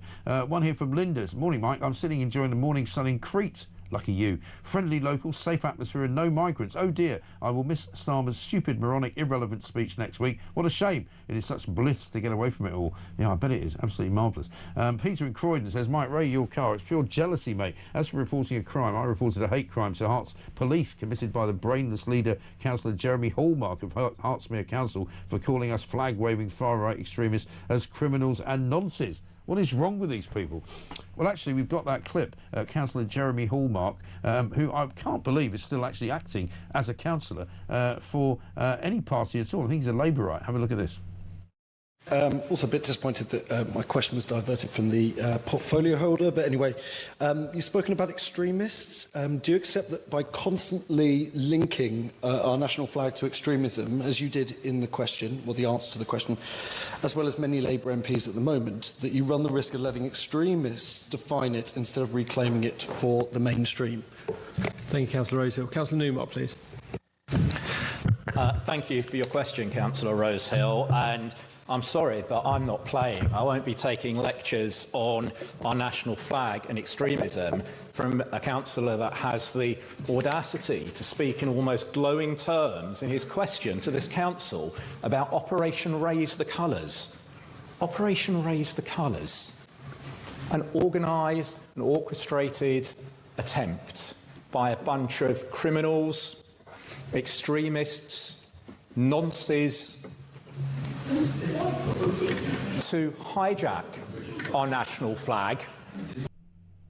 Absolutely extraordinary. Extraordinary. Labour councillor talking like that, telling people they're extremists and they're nonces for wanting to show patriotism for this country. Amazing. I'm amazed that the Labour government and the Labour Party haven't expelled this character.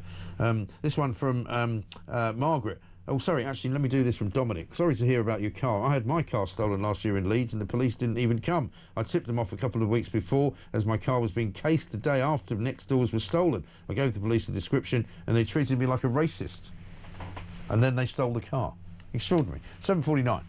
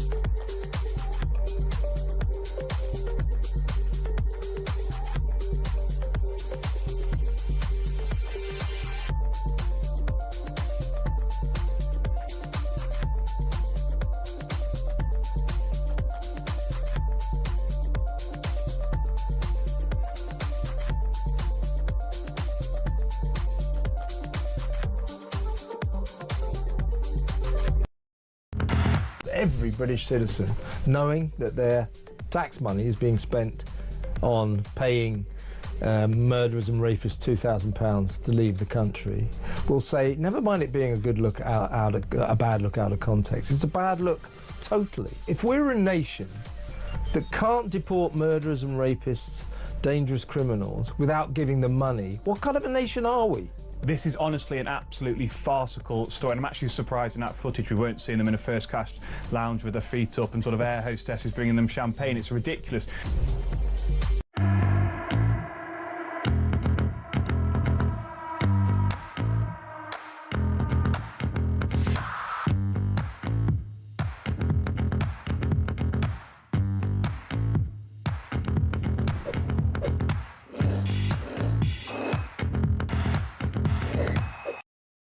Across the UK, on DAB+, on your smart speaker, on your smart TV, and on your side.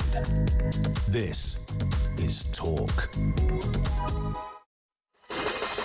Welcome back to Morning Glory, 7:53. Got this from John, who says, morning, Mike. I've walked the Peak District, the Yorkshire Dales, the Lake District in Scotland for 50 years. He says, endemic Brits who walk there know the sheep and the cattle and the crops belong to the farmers, yet now we have migrants with a motive, the means and a method to steal and kill for their own consumption. Crikey. Mike says, Anne, in Somerset, we have a beautiful park in Taunton Town Centre. I was there one afternoon and there was a man stripped off and having a wash using the drinking fountain. The building next to him was a public toilet where he could have used the wash hand basin. These people are ruining our country. Time to bring in the army and stop this before it's too late. Love the show. And Dean from Dagenham says, morning, Mike. It really is time to have a look at those staff within the immigration department at the Home Office. It seems to me that their loyalties may be to others rather than to the UK. Well, that's a really, really terrible indictment of what's going on inside the Home Office, but certainly there doesn't seem to be anybody in there who's got half a brain cell to rub together. Let's talk to Mike Neville, retired Scotland Yard Detective Chief Inspector. We've got some crime figures here. Basically, violence against a person up, sexual offences up, theft up, robbery up, shoplifting up, theft from a person up, knife and sharp instrument crime up, homicide at around 100 murders a year. Mike, very good morning to you. Good morning, Mike. I've got you on for a slightly selfish reason. I got my car smashed up last night. Somebody broke into the back window. Bizarrely, didn't actually take very much apart from an old jacket. But I was told when I spoke to the glass replacement people that this is a massive crime now. People getting their back window smashed in London and Manchester on a very, very regular basis. Well, it just shows that how crime is getting out of control, Mike. If you look at those shoplifting and theft figures, they've doubled in 10 years. And what we're doing, we've got enough of our own thieves and vagabonds in this country. We're bringing people into this country we know nothing about. And what's the increase? And I think the biggest telling figure for me, though, is I read this in The Spectator, that in 1951 there was 214 robberies in London in that 1 year. This year there will be that many robberies every 2 days. Wow. And London has gone from 8 million to 9 million people. It's not the population increase that's caused those massive increase in crime levels, and it's just going to get more and more out of control as we allow into this country people who, as I say, we know nothing about. Right. And this is the problem, because there's a lack of kind of policing, I suppose, on the streets in a general way. I mean, my car was parked in an NCP car park, right? And of course, you know, you see all the signs and it says, you know, don't leave any valuables in the car, and I didn't really. There was a box which they didn't bother taking. It happened to have some bottles of wine in it. They obviously didn't want that. So they're kind of taking the risk that they'll just smash the back window of a car in a car park, which is not necessarily under surveillance, but does have security. And you think, well, they're not bothered, so they're just going to carry on. Well, they do not. I mean, that car park is probably full of CCTV cameras. And the police have got the facilities to get hold of that footage, but they're not using the footage to solve crimes. And what people will see, you know, you see all over social media where the police are going around to people's houses, questioning them about Facebook posts and the like. And you can understand the police doing that sort of thing if nearly every theft, nearly every burglary, every robbery, every rape was solved. But what we have is a situation where 1% of thefts are solved, 5% of burglaries are solved, 6 or 7% of rapes are solved. And you would think the police, the senior police officers, would be really focusing on that. But too often this is not the case. And what the public see is the police dealing with nonsense and going around to people's houses and saying, look, we'd like you to apologise for putting something about President Trump on a Facebook post. Right. Why are the police not patrolling around, and catching the people who are these prolific offenders. Because, again, Mike, 1,000 thefts is not committed by 1,000 thieves. There are 10 or 20 thieves committing all those offences. And the police, of course, the hard-working officers, they're not helped. The ones who actually do catch criminals are not helped because, of course, these characters are taken to court. They'll get pathetic sentences. We saw the sentences yesterday and the day before of the guy in Epping, sexually assaulting children, getting 1 year in imprisonment. And that means he'll serve, 3-4 months, so they're out again. And the system goes on that we're not locking up criminals, and they just offend because they're not frightened of the CCTV, they're not frightened of the police, they're not frightened of the courts, and they're certainly not frightened of going to prison. Yeah, I mean, I was told by the people in this particular car park, where I've been parking my car literally for 6 years, that a few years ago they knew there was a guy who would come into the car, the NCP, and he was doing all the local NCPs in the area, and they knew exactly who he was. They told the police who he was. Police weren't interested. They said, well, you know, unless we actually catch him in the act of doing it, we're not going to be that bothered about putting somebody in to try and catch him at it, you know. And as long as that's the case, then people who are recidivist criminals who make a living from doing it are never going to stop, are they? Well, they are not going to stop. And I was like a beat officer on an area when I was young, PC. I knew who the criminals were, and they knew who I was. So in that sort of situation, I would have gone seeing the character and said, I know what you're up to. I would have reviewed the CCTV in that car park the last time somebody's car was broken into, so we can catch this character. But it really is a failing of leadership. We've got the wrong senior officers too often in charge. You're obsessed with things like diversity, we must have 50% women in the police, all these things that the general public are simply not interested in. What the public want is an officer to turn up, whether they're black, white, male, female, gay or straight. They want them to turn up and help them and catch criminals, so they think, you know, if I report my house has been broken into, the police are going to do something about it. Because too often now, Mike, people only report things because they need a crime number. Yeah, right. Like you probably reported your car because you want the insurance. Well, do you know, I haven't even gone through that process. I was so busy trying to get the bleeding window fixed last night that I haven't even gone down that road yet. But often, somebody's house gets burgled, they don't report it because they expect the police to catch the burglar or get the TV back. What they expect is a crime number. And so when the police say the crime is going down sometimes, what really means is that poor people who haven't got insurance, they simply don't bother reporting the thing. So these crime things have probably gone... the actual crime figures are actually higher than what they're showing now. No, of course, absolutely right. Mike, great to talk to you. We've got to run. Thank you. Mike Neville, retired Scotland Yard Detective Chief Inspector. Annabelle Denham coming up next. We'll talk more about the state of the play.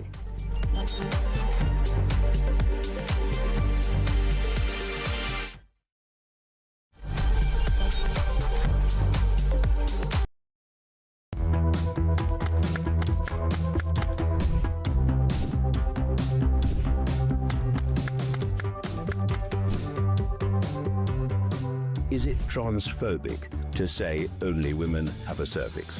Well, it is something that shouldn't be said. It is not right. A woman is an adult female, and the court has made that absolutely clear. I actually welcome the judgment because I think it gives real clarity.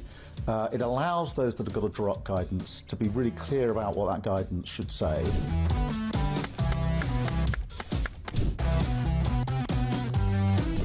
If you want to fight for Remain, vote Labour. Now, there are some who say we don't need Brexit to work. We need to reverse it. I couldn't disagree more.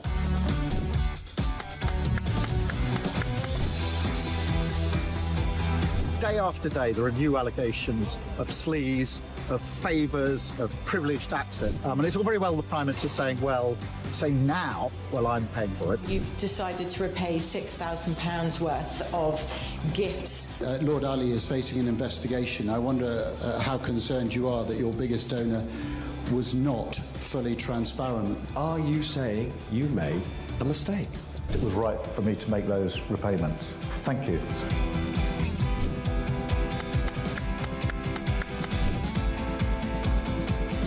Of course, I wouldn't want Donald Trump round for dinner, but don't underestimate the danger to the world if Trump is re-elected this time around. I'm anti-Trump. I would like to send my warmest congratulations to President Trump. on his inauguration as the 47th President of the United States.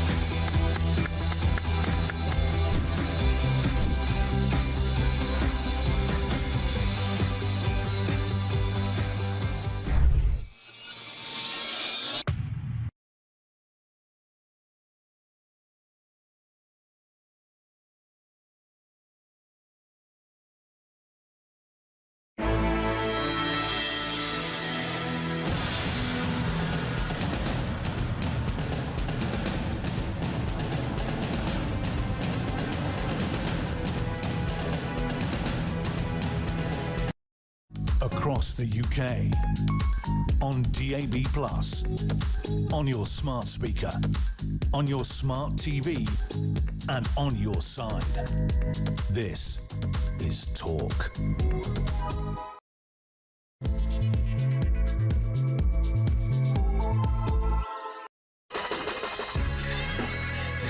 Welcome back to Morning Glory. Coming up to 3 minutes past 8. I'm Mike Graham. It is Thursday the 25th of September, and we have got some stuff going on this morning, ladies and gentlemen. I have to tell you, an amazing story in The Sun about a migrant who comes from Afghanistan, arrived in this country in 2022. He filmed himself arriving here on a small boat and, of course, has welcomed himself into our country and has lived here for those 2 or 3 years since. He's a dingy migrant from Afghanistan, but basically after he won asylum because he claimed his Taliban-controlled homeland was too dangerous for him to go back to, he then went on holiday there in July 2024 for 8 weeks. Did a bit of sightseeing, travelled around a few other countries like Bulgaria. I think he went to Romania. He went to Dubai as well on his way back. And he's now back in this country. He's under investigation by the Home Office. Cock and Kabul story is what it's called in the pages of The Sun this morning, because quite frankly, this guy is taking us for a very long ride. Ridiculous state of affairs where the Home Office doesn't appear to be checking up on anyone. This guy is, I'm sure, not one of many. He's probably one of thousands of people who are doing exactly the same thing. We're getting loads of information from many of you out there today who say, oh yeah, we've got some migrant kids at school. They're all telling us about the parents going home for the holidays. We're all telling them about people coming to visit them from the homeland and then going back again. You know, it's an absolute racket, and everybody knows it's a racket apart from the people who are paying for it, basically the Home Office, with our money. Seems to be completely and utterly ridiculous. 0344 499 1000. Keir Starmer, meanwhile, later on today is going to be announcing millions and millions of pounds that he's going to spend on various towns and cities up and down the country to level up broken communities. He's basically trying to stop the march of reform. He says the government's going to spend millions and millions of pounds on 300 areas across the country to patch up derelict shops, pubs and libraries. Well, pubs are closing down because of the taxes that Rachel Reeves has put on them.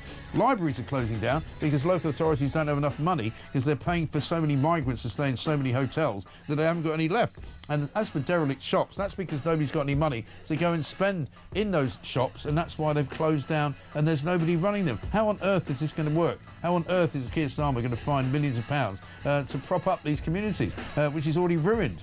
Meanwhile, he's in big trouble again over this £700,000 donation that his mate and chief advisor, Morgan McSweeney, organised while he was getting together with Labour together to become the leader of the Labour Party. It looks as though now there was information that came from the Electoral Watchdog, Electoral Commission, that said to Morgan McSweeney, donations have to be declared. He didn't declare them. The Tories say he's broken the law. There's a police investigation going on. It's all going horribly wrong. We'll find out exactly where it's going to go coming up very shortly. Annabelle Denham's here, comment editor, deputy comment editor from the Telegraph. We'll take loads more of your calls. And we're talking swans as well. Apparently, there's more swans being eaten than you could shake a stick at. This is Morning Glory. Let's get it on.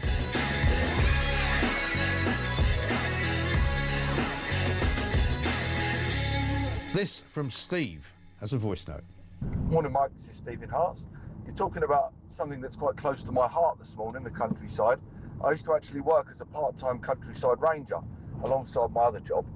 And I've had call-outs where people have said they're suspicious that fishermen are doing things they shouldn't be doing, let's say. You go out and there's no landing net, just a cold box.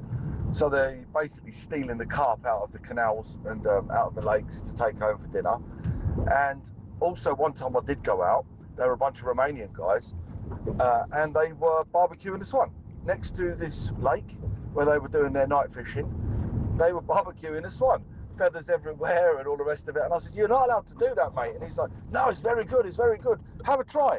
And he tried to give me some. And I was like, look, mate, I doubted it might taste nice, but you're not allowed. You can't kill swans and eat them. Why not? We're allowed in Romania, but this isn't Romania. Crikey. It's incredible, isn't it?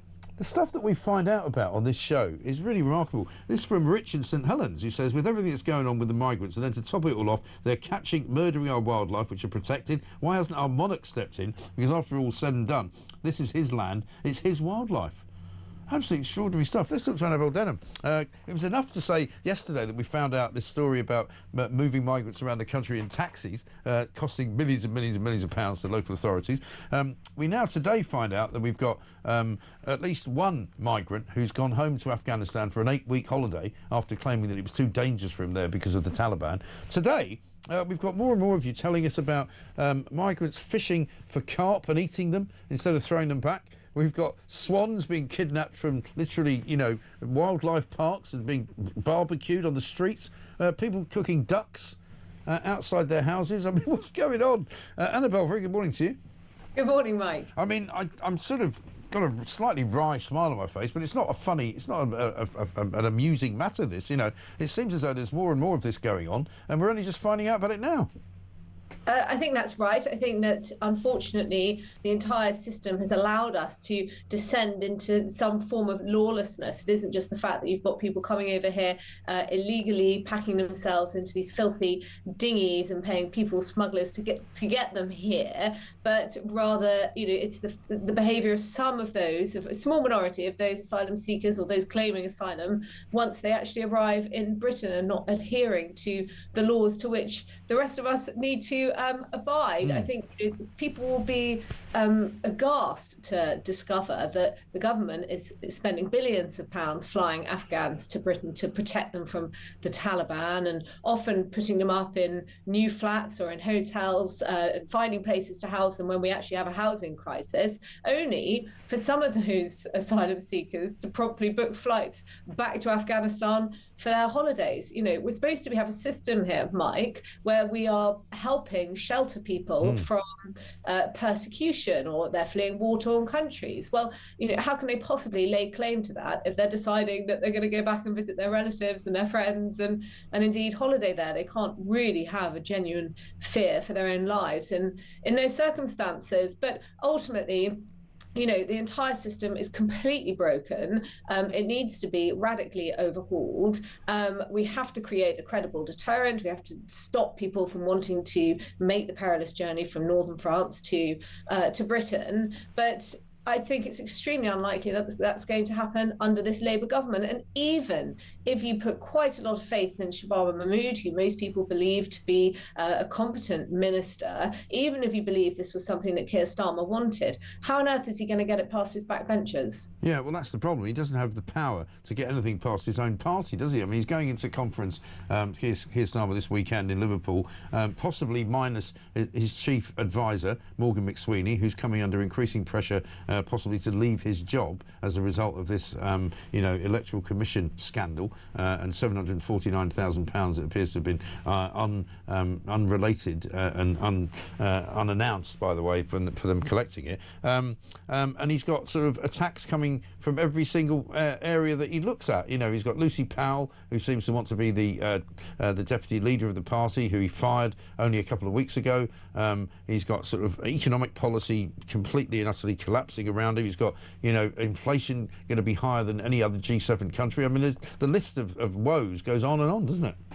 It does, and I think that the story of the summer has been the boat crossings and the fact that that we've seen record numbers under this Labour government, despite all of the tough talk of smashing the gangs. Now, as we go into the autumn and the November budget looms, I think we'll be talking a lot more and more about Labour's mismanagement of the economy. And Mike, you're right to point out the data earlier this week showing that we will have the highest inflation in the UK of anywhere in the G7. Rachel Reeves seems to believe that a paltry 1.4% GDP growth means that the economy is stronger than expected, but I'm afraid that really just displays the poverty of her own expectations. If you think that in the late 1990s, we had growth of nearly 5% GDP growth. So, just by contrast, people are going to feel a lot poorer. Inflation will mean that higher prices on the shelves, higher energy bills, and then there are going to be more tax rises in the November budget, because Labour seems to think that whilst government spending is really at the root of the problem,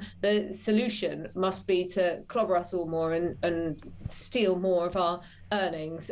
So I think that's going to be deeply unpopular at a time when Starmer's approval rating has gone through the floor. Labour is just losing ground on a daily basis to reform, and they don't seem to have any of the answers. No, they really don't. And while we're on the subject of Starmer and this donation story, let's have just to cast your eyes back to 2020. This was an interview he did with Andrew Neil. This was before, obviously, he was leader, and it was in the run-up to this sort of leadership battle that he got involved with Jeremy Corbyn. And you can see from this particular interview what sort of Keir Starmer has become as Prime Minister. He's stuck in to his kind of legal text, if you like, and he believes that if there's a framework of law, then that's okay. If there are rules that he can follow, then that's okay. But have a look at this. The Labour Party members who are being asked to vote for you should know who's bankrolling your campaign. That is why the Labour Party set up those rules. But you won't tell us. The Labour Party rules say carry out the checks, which we have to carry out, and I've got a compliance team doing that. Once you're satisfied the checks are carried out and the donations are proper in order, they go to the parliamentary authorities who put them on the parliamentary website so that everybody can see them. I've been following that procedure. That is exactly the parliamentary rules. But the other candidates in this contest have published who is bankrolling their campaign. I mean, it's typical of Starmer as we now know him, right? As long as he thinks he's following a set of rules, he thinks that's okay. Well, it's clearly not okay, is it?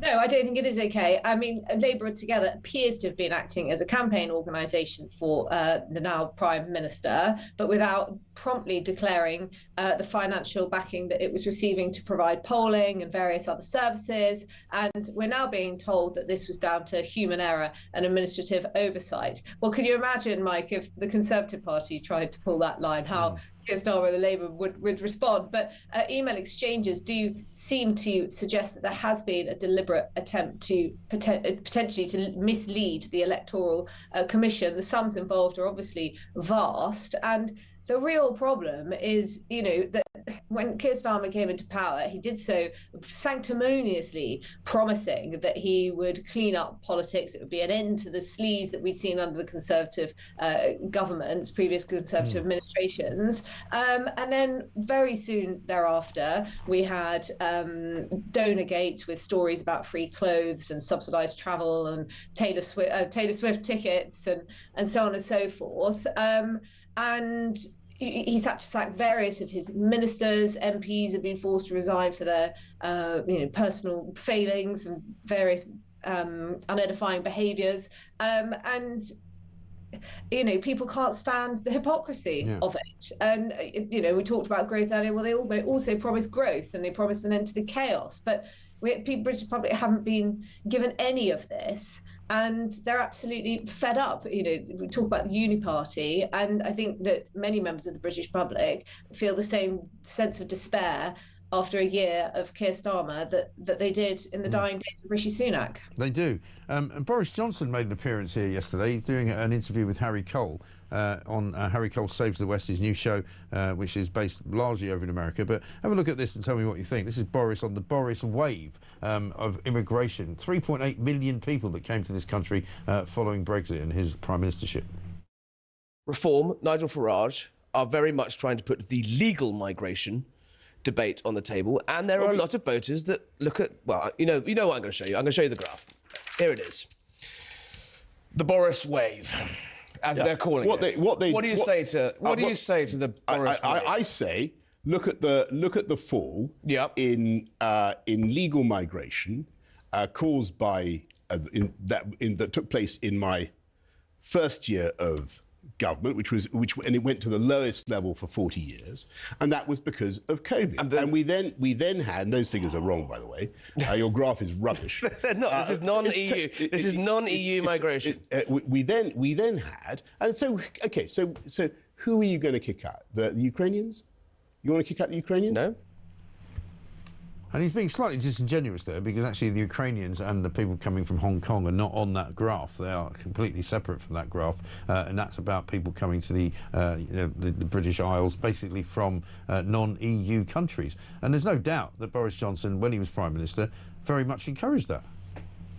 No, I think that's right. And I think, OK, he's acknowledging the fact that in 2020 there were lockdowns. The entire world found it extremely difficult to travel. But actually, he's being slightly dismissive of it. Of course, that was going to cause a massive reduction in the number of people who were coming to Britain legally. And there would have been all sorts of backlogs at, the passport office and so on and so forth. So with our actual implementation of the visa regime was delayed. And what happened when the world began to reopen? Well, in 2022-23, we saw 906,000 net migration to Britain. So the numbers were absolutely vast, and lots of people, coming from non-EU countries. Now, Boris Johnson may say that he ended free movement of people, Mike, but actually in the run-up to the 2016 referendum, when people were polled about legal migration, it turned out they were a lot more relaxed about people coming from Europe than they were people coming from, lower income countries, poorer countries with very different cultures from the rest of the world. So Boris Johnson may dislike strongly the term Boris wave and the idea that it stored up many problems for the future, not least with indefinite leave to remain. But ultimately, it was the system that was created when he was in power that has caused all of these issues, not just the numbers, but the breakdown of people who are able to come here and their eligibility for indefinite leave to remain. And I think the shortage occupation list was a really big problem, and this idea that the government could decide the number of social workers who were coming here, but not just that, and suggesting that we needed more florists and violin players and this kind of thing. And the entire system was a mess, and we were promised control, and we were promised a points-based system like they have in Australia, something that would invite the best and brightest to come to Britain, but we've seen nothing of the sort. Yeah, absolutely right. It's an extraordinary state of affairs that we find ourselves in, and nobody seems to know what the answer is, and certainly it doesn't look as if Shabana Mahmood's got the answer either. Annabelle, great to see you. Thank you very much indeed. Annabelle Denham, Deputy Commentator at The Telegraph. This from Max in Mitchinhampton. He says, I upgraded 2 phones in store and was warned that I would be leaving the shop at my own risk due to phone snatchers operating in the area. This was not in a rough part of town. It was up the road from you in Moorgate in the City of London. Trump was so right about our Oompa Loompa Mayor of London. Well, this is the thing. I mean, I'll tell you what, you go into a lot of shops in London now, and whatever you're buying, even if it's just a phone, or whether you're going to have a bag that has a phone logo on it, people will give you a blank bag now to put the other bag inside, so that when you're walking down the street, people can't see what you bought. There's a reason for that, so that somebody doesn't just rip it off you and run off into the distance.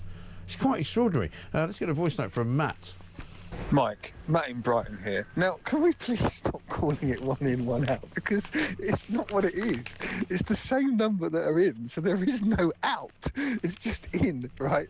So here's an example, right?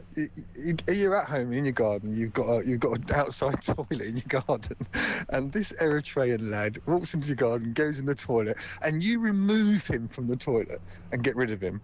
And your next door neighbour, he's a French guy, he's got a Somalian lad in his garden, and he puts him in your toilet.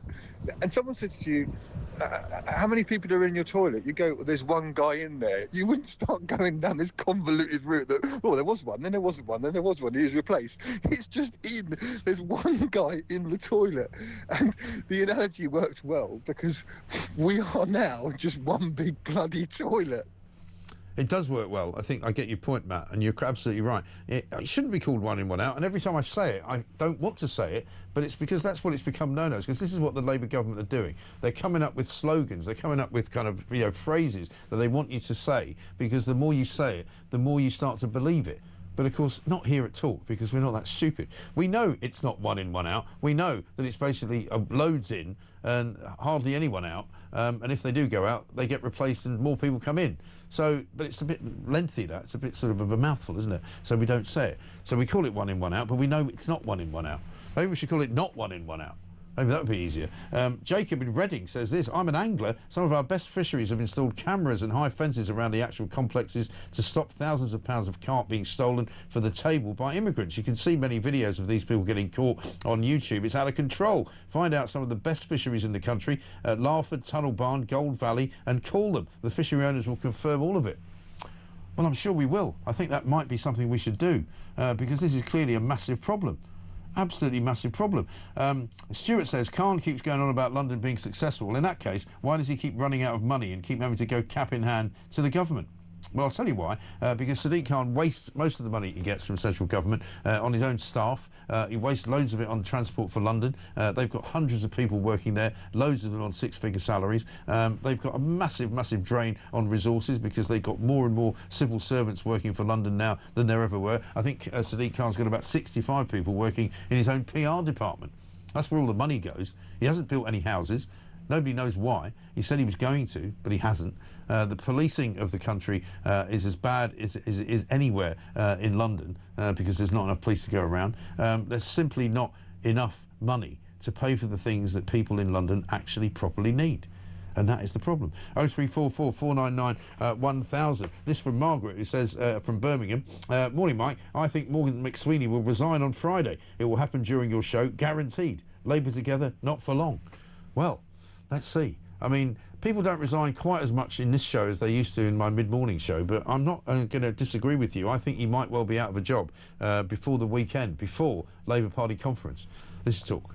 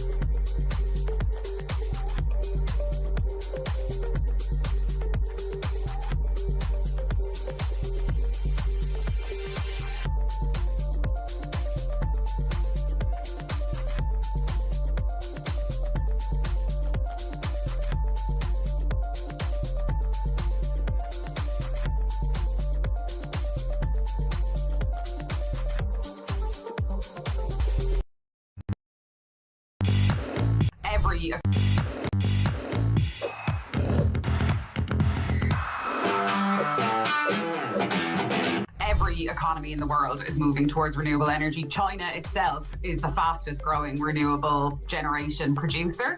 As you said before, Texas is the solar capital, or becoming the solar capital of the world. This isn't a question of whether we can roll back on net zero. It's a question on how we make net zero best work around demand. And when I say demand, I mean consumers, businesses, industrial sites, and make sure that they have a commercially viable route to decarbonisation.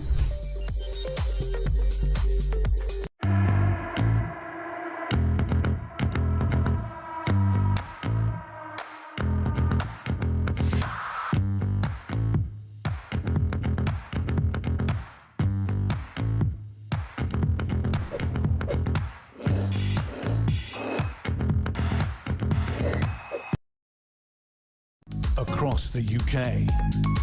On DAB+, on your smart speaker, on your smart TV, and on your side.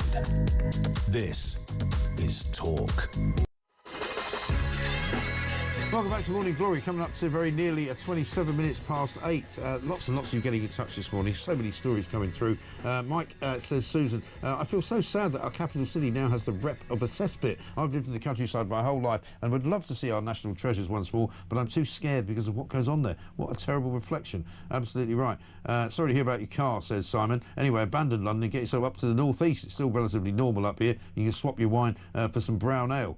Yeah, thank you, Simon. Listen, I'm not pretending that there's no crime in any other parts of the country, but certainly it does seem to be slightly out of control here in London. Let's get a voice note from Elaine on Jeremy Newmark, the councillor. Morning, Mike. Elaine from Essex here. This bloke about the flags, calling everybody extremists and nonces, and, you know, Yvette Cooper has got flags all over her house, so she says. So what does he think of that? And what does she think of him? Oh, I'm just fed up with it all. I get so fed up. I've got to go. I've got to take a blood pressure tablet. Bye for now. Keep up the good work. Elaine, yeah, you make yourself a nice swan sandwich while you're at it. It might calm you down a bit. Let's get Yvette Cooper talking about her pride in Britain, because she's very proud. We actually have Union Jack bunting on our garden shed at the moment. I've got St George's flags, I've got St George's bunting, I've got the Yorkshire Rose bunting as well. I've got Union Jack flags and tablecloths. We've got the lot. I've even actually got some Yorkshire tea bunting, which is probably taking things a bit far. A lot of bunting going on in the old Yvette Cooper, Ed Bull's household, isn't there? Very strange behaviour. Yeah, but just before we talk to Michael Simmons, economics editor at The Spectator, this from Anna in Surrey. If Andy Burnham takes control and implements his top rate 50p tax system, imagine for myself, I'm self-employed, each pound I earn would be subject to 20% VAT, 15% costs and 50% tax, leaving me with 30 pence of each pound earned. Why would I bother working after my basic rate was earned? Goodbye to what's left of the economy.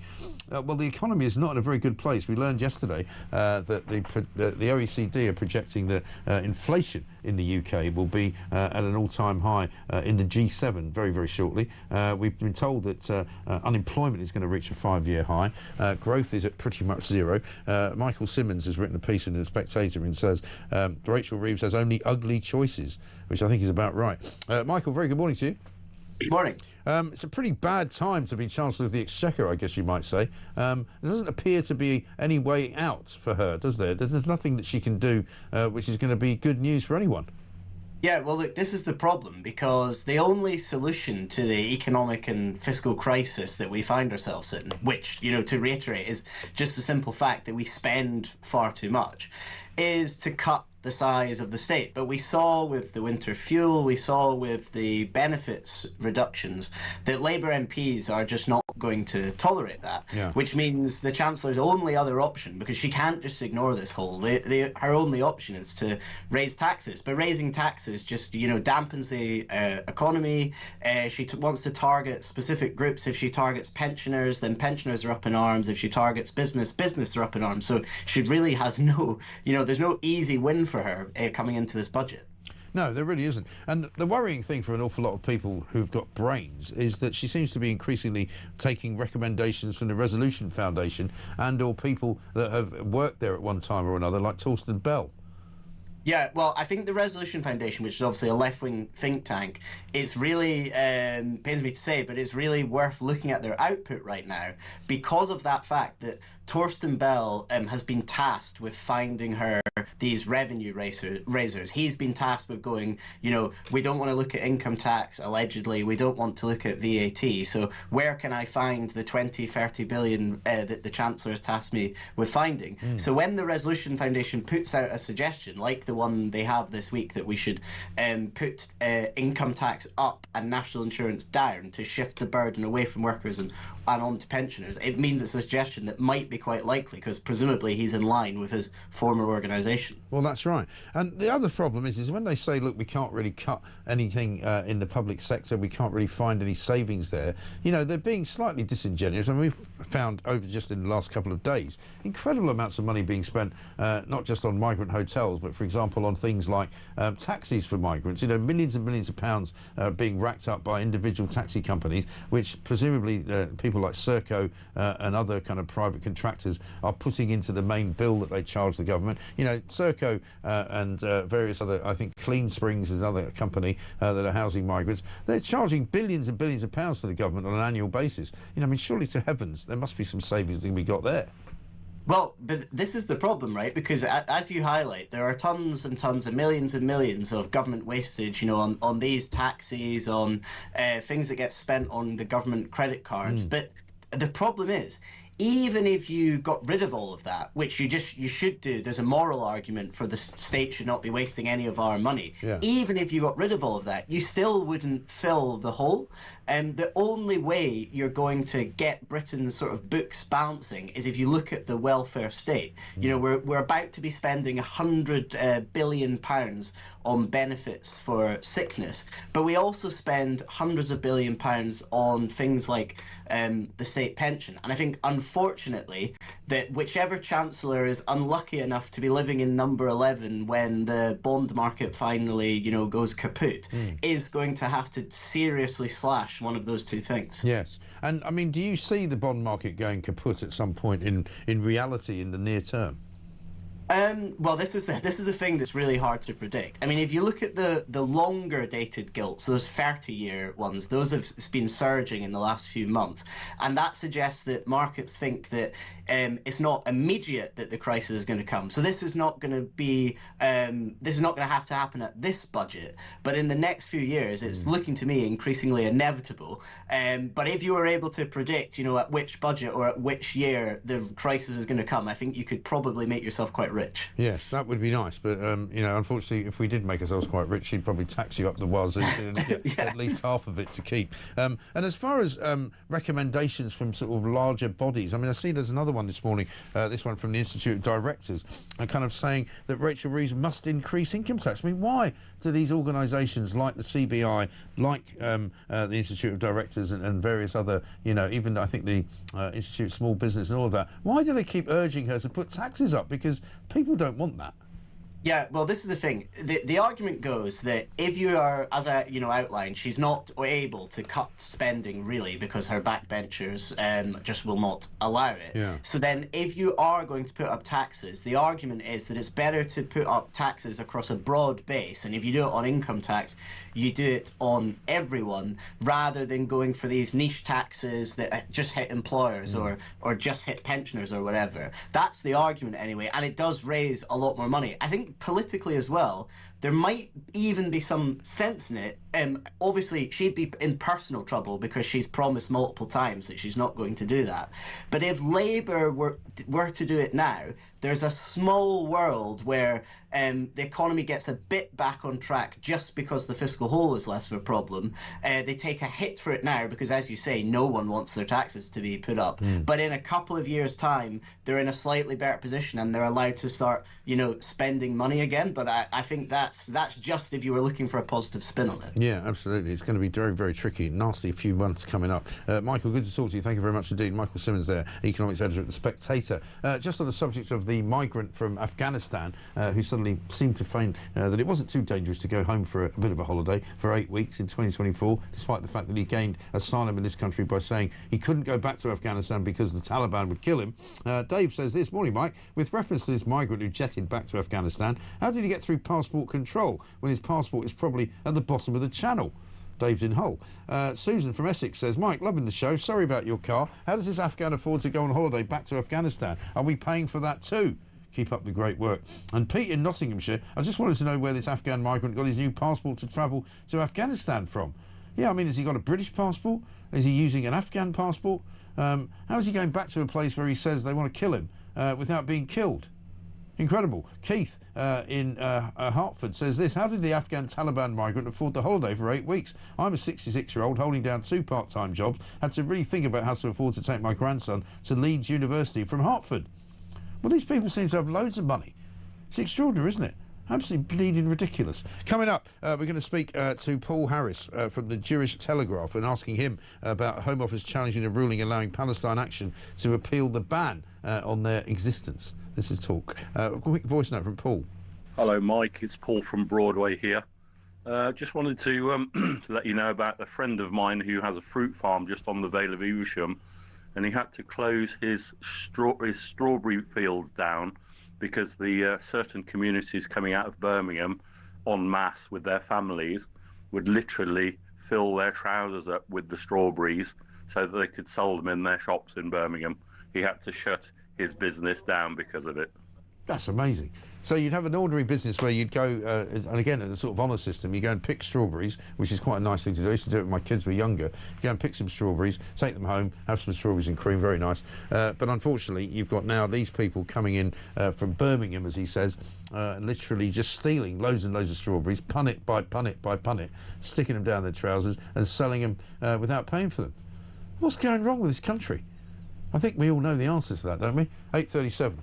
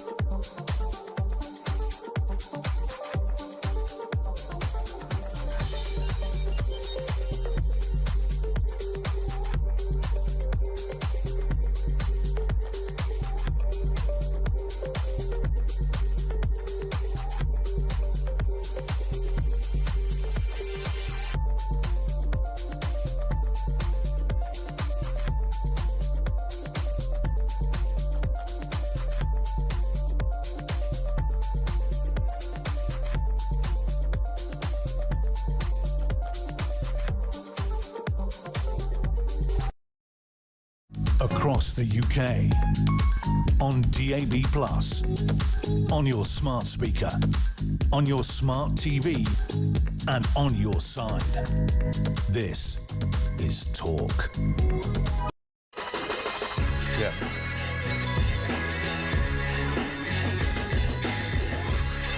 Welcome back to Morning Glory. Coming up to 8:39. One in, one out should be renamed One for One Plus, says David South Gloucester.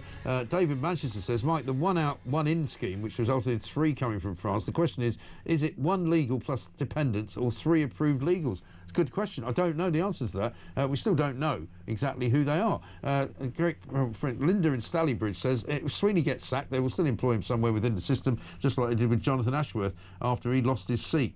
Yeah, I know. It's sort of jobs for the boys. Never stops, does it? Starmer, by the way, has put out his first tweet of the day, first lie of the day, we like to call it, at 8:05, just about 35 minutes ago. My government is moving power from Westminster into the hands of working people across the country. Really? He says, we're giving historic levels of funding to communities to restore pride in our neighbourhoods. I wonder where he's finding that money from. Building up communities, choosing renewal over division. He says that's real patriotism. Well, I'm sorry to say that it hasn't gone down very well with the populace. some of the comments underneath, I mean, I can't even read them out, but a lot of them say basically just resign, get out, get lost, you're useless, stop ruining the country. I mean, that's pretty much the tenet of it. Let's have a look at what Ed Miliband's been up to, because we haven't spoken about him for a while. Apparently he decided to take a little jolly over to the United Nations. Guess he hasn't been on a plane for a while, probably misses the air miles. So he decided to make a little statement on Palestine. I'm proud to be here in New York at the UN General Assembly and to mark a historic decision today. The UK government has formally recognised the state of Palestine alongside some of our closest allies. This is the right thing to do. I passionately support recognition precisely because I believe it is the best way to secure the rights of the Palestinian people and the long-term security of Israel, a country which provided sanctuary for my family after the Holocaust. Yeah, great. Thanks very much indeed. I thought he was Minister for Net Zero. What's he doing there? Let's talk to Paul Harris, editor of the Jewish Telegraph. Paul, very good morning to you. Good morning. Good to see you. There's a complicated sort of legal story going on today, isn't there, about Palestine? The Home Office is going to appeal to the High Court ruling against Palestine Action because they appealed the previous Home Office ruling that they would be a prescribed terrorist organisation. So there's a sort of appeal on an appeal. Bit complicated. This is really quite unbelievable.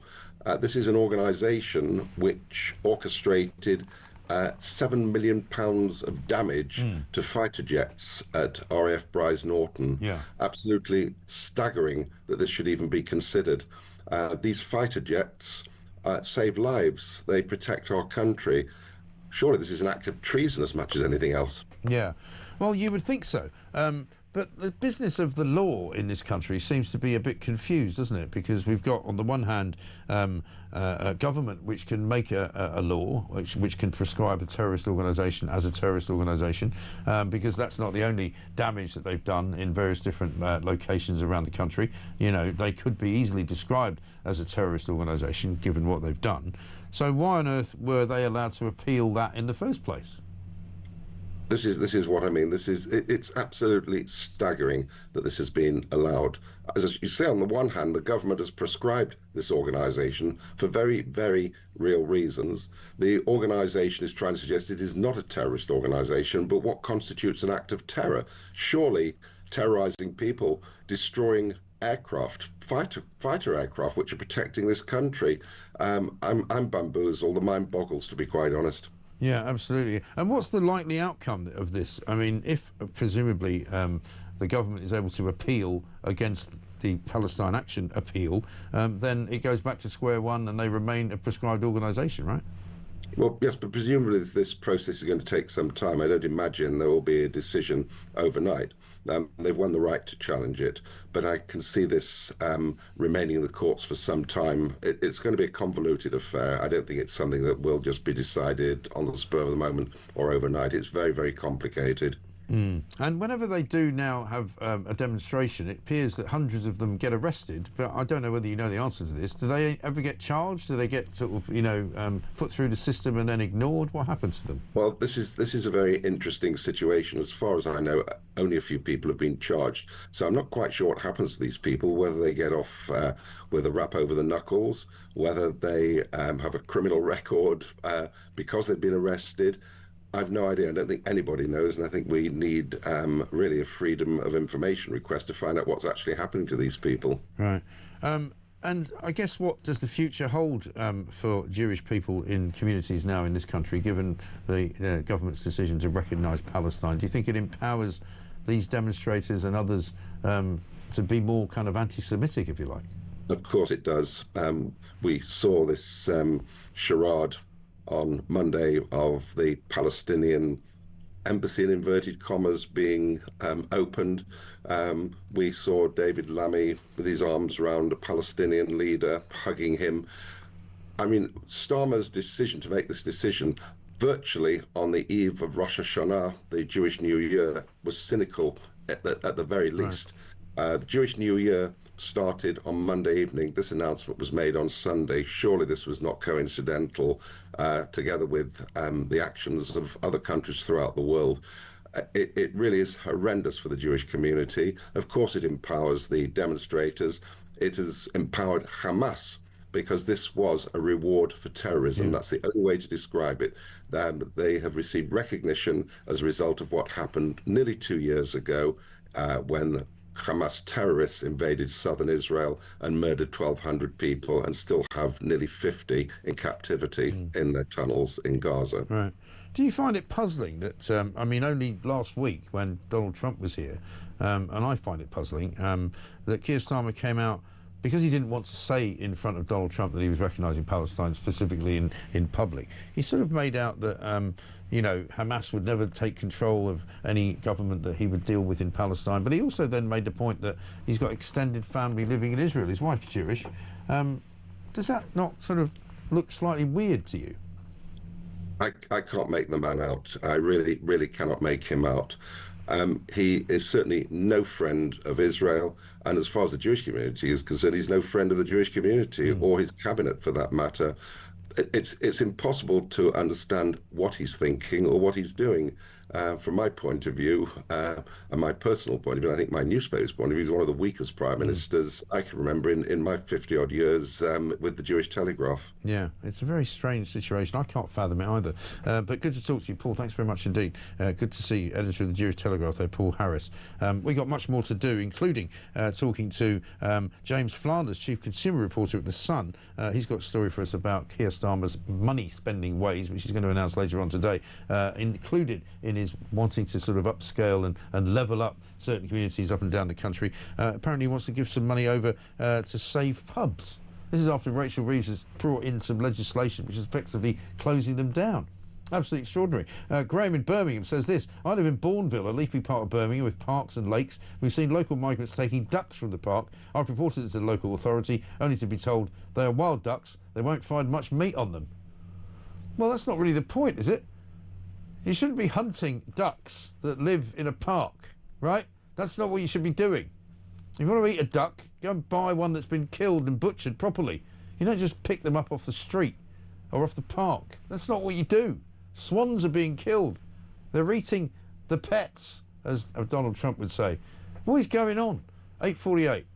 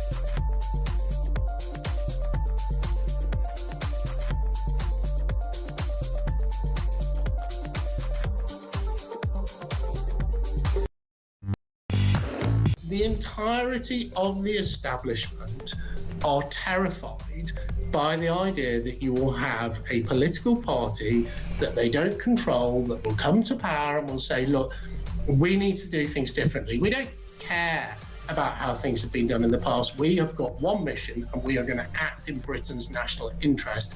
And I just think the establishment, all parts of it, former prime ministers, long legacy political parties like the Lib Dems and the Conservatives, are absolutely terrified.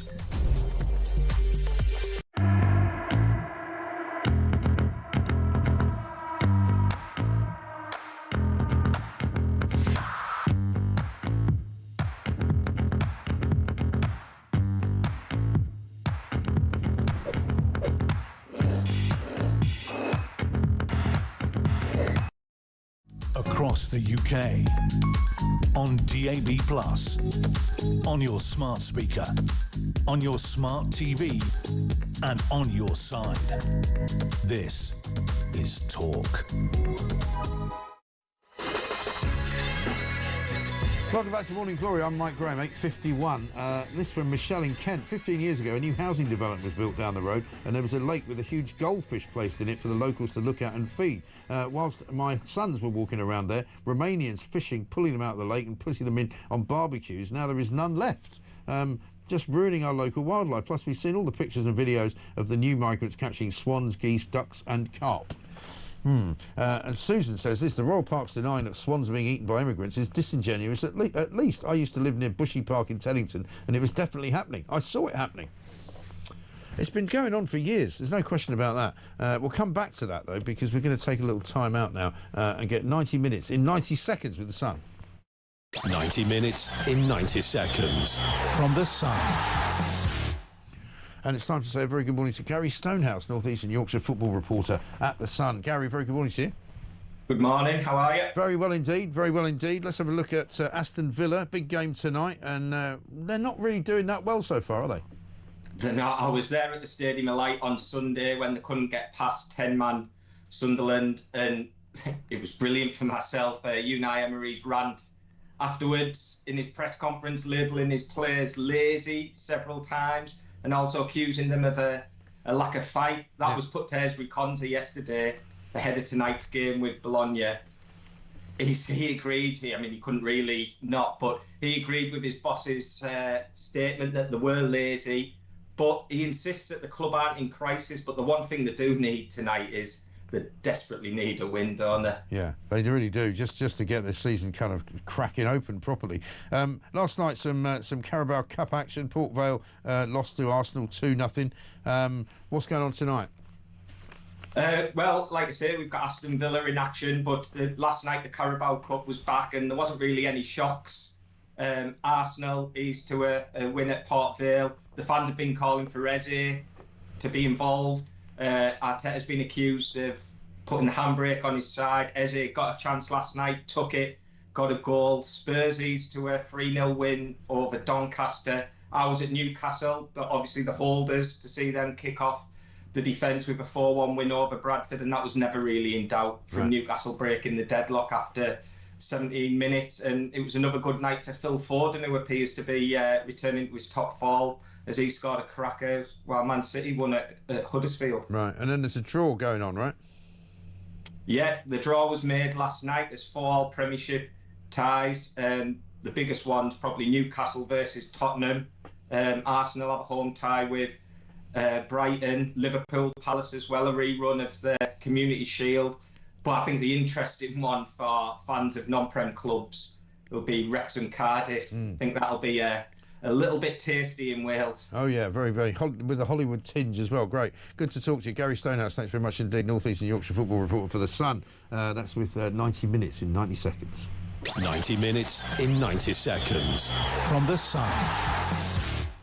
Incredible stuff. Coming up in the next hour, we're going to be speaking to Nick Timothy MP. Harry Cole's going to be joining us as well, of course, with his take on Boris Johnson, that big interview he did last night on his new show, which, of course, is Harry Cole Saves the West. Let's talk now to James Flanders, Chief Consumer Reporter at The Sun. We've been hearing this morning that Keir Starmer's going to be unveiling a whole bunch of spending that he's going to do up and down the country. 300 different communities. Part of it, he says, is giving power to towns to save pubs.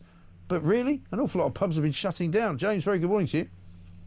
Good morning. I mean, we've been hearing that 1 in 20 pubs is at risk of closing. after the rise in national insurance and all that, the government now seems to be wanting to go the other way and sort of save them and go, oh, we want to save the community pub. How's that going to work? Look, I think we're sort of short on the details at the moment from what I've been seeing in reports today. I think it's all good and well throwing money at local communities, but I think this might be another vanity sheen because who in their right mind would want to invest in a pub right now with high taxes, high wages? It's sort of unattainable to keep a business like that running. We've obviously, seen reports that 1 in 20 could close, but I mean, we reported on Tuesday that in the wider hospitality industry, there's around 10 pubs, restaurants, bars, and hotels closing every single day already. Yeah. And I mean, look, pubs have been at the brunt of government policy since COVID, essentially. Although they got relief with business rates during COVID, that relief has sort of come down, tiered down. So during COVID, they had 100% relief. Then 2 years in, that dropped to 75%, and then in April, that dropped to 40%. And that added, 215 million to the cost of pubs. And then obviously coinciding with that, we have one of the most regressive tax hikes we've seen in generations, i.e. by raising employee national insurance contributions. And what that does is it's essentially a tax on jobs, okay? It prevents companies from investing, and it prevents pubs from hiring and raising wages because they can't afford it. The other big thing that pubs face, which industry experts say is quite cruel, including Tim Martin, the boss of Wetherspoons, he's been campaigning long to change the scheme, is the comparative rates that supermarkets pay versus pubs. So, for example, if you're selling a pint in a pub, you pay 28p of business rates per pint sold. Whereas if you're selling the equivalent in a supermarket, you pay just 2p. Yeah. Which is pretty mental. And obviously VAT on food and drink, they pay 20% in pubs, they don't pay VAT in supermarkets. Right. So, with all of this joined together, UK hospitality is basically said it's added 3.9 billion in costs to the hospitality industry. And for the average pub, that's added around £14,000. Yeah. They're basically forecasting now that 111,000 jobs will be gone by the November budget. So it's huge. It's a shocking state of affairs, and it's incredible, really, that they've got this idea that they're going to suddenly save the local sort of town pub, which is probably already on its knees. But we'll keep an eye out, as you say, the very, very light on detail from Downing Street today about that. James, thanks very much indeed. James Flanders, Chief Consumer Reporter at The Sun. It's a kind of, schizophrenia that this government seems to be suffering from. On the one hand, putting up the price of everything, putting up the cost of running a business, and then claiming they're going to save it. Because they want to level up and make sure that reform don't garner any more votes in some parts of the country. Doesn't make much sense. Jeff in Aberdeenshire says, we live in the middle of nowhere. We had a knock on the door asking if we owned a sheep in the field opposite. They wanted to butcher a sheep in the holiday rental cottage they had to have a spit roast for the family. Crikey. Adrian in Woking says, I used to have a shop in Southall. There was a community of swans on the Grand Union Canal, which reached over 40. Over one summer, they diminished one by one until there was only 7 left. So sad.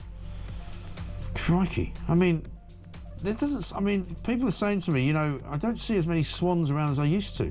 They're all being eaten by migrants. They're eating the swans. Absolutely extraordinary. Coming up, Nick Timothy MP, Harry Cole in the next hour as well. This is Morning Glory, back after the news.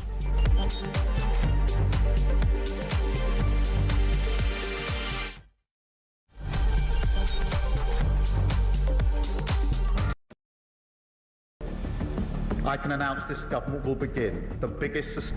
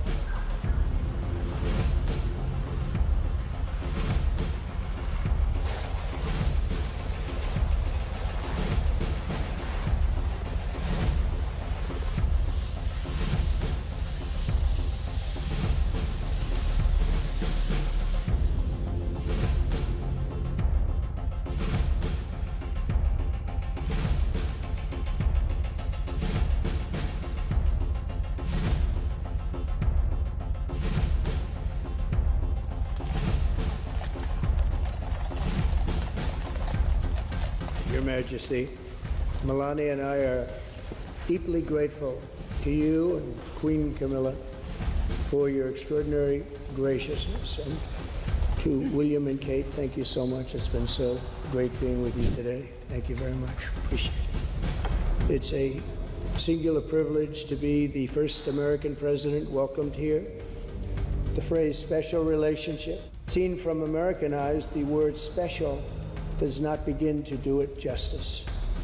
We're joined by history and fate, and by love and language. Thank you. Thank you very much. It's a great honor to be with you.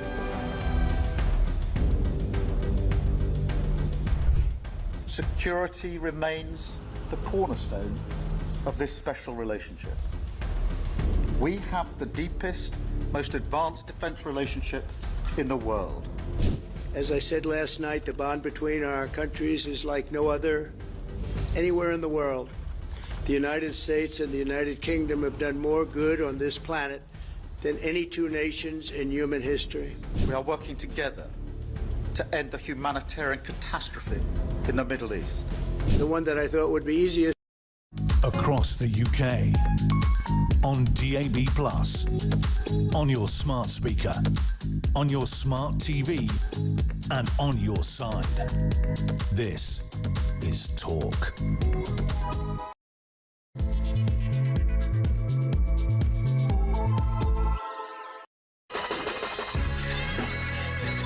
Welcome back to Morning Glory, coming up to 3 minutes past 9. It is Thursday, the 25th of September, and have we got some news for you? A huge story coming your way from The Sun this morning, which is a guy who came here from Afghanistan back in 2022.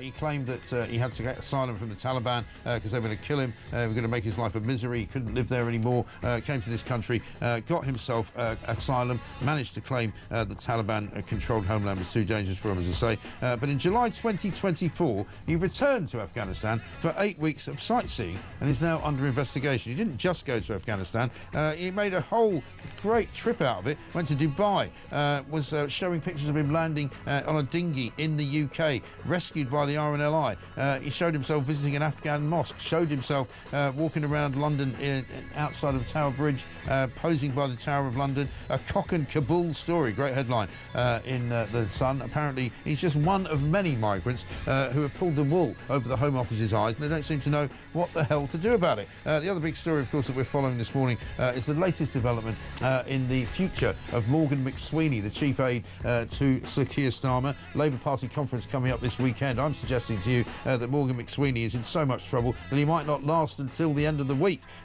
Full confidence was, of course, declared in him by the Prime Minister yesterday, which is bound to be the kiss of death. It turns out that he was told by the electoral watchdog, the Electoral Commission, that he must declare donations that were given to Labour Together, a think tank which was put together purely and simply to get Keir Starmer into power, to get rid of Jeremy Corbyn as leader of the Labour Party, and to propel Keir Starmer into Downing Street as the Prime Minister. Records revealed by the Electoral Commission show that Morgan McSweeney was told explicitly in November 2017 that donations to his Labour Together think tank were covered by electoral law and had to be declared. There's all kinds of emails flying around which suggest that he concealed those donations and which suggest that he was given advice to do so by a Labour Party lawyer. Also, that he tried to make out that some of the donations were made personally to him, not to a think tank. You know, it's all very murky. But at the end of the day, it looks as though Morgan McSweeney has been up to no good, and the Tory party have been hounding him for it. We'll talk to Nick Timothy, MP, Conservative in West Suffolk, to find out what that's all about. Also, Harry Cole's going to join us, editor-at-large at The Sun. Big interview he's got out there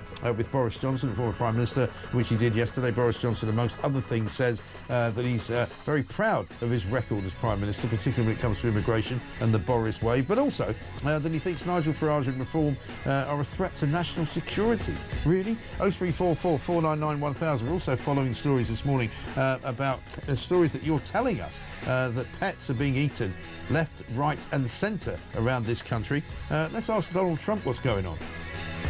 They're eating the cats. They're eating the pets of the people that live there. I'll tell you what they're eating. They're eating the swans and they're eating the carp. That is for sure. This is Morning Glory. Let's get it on.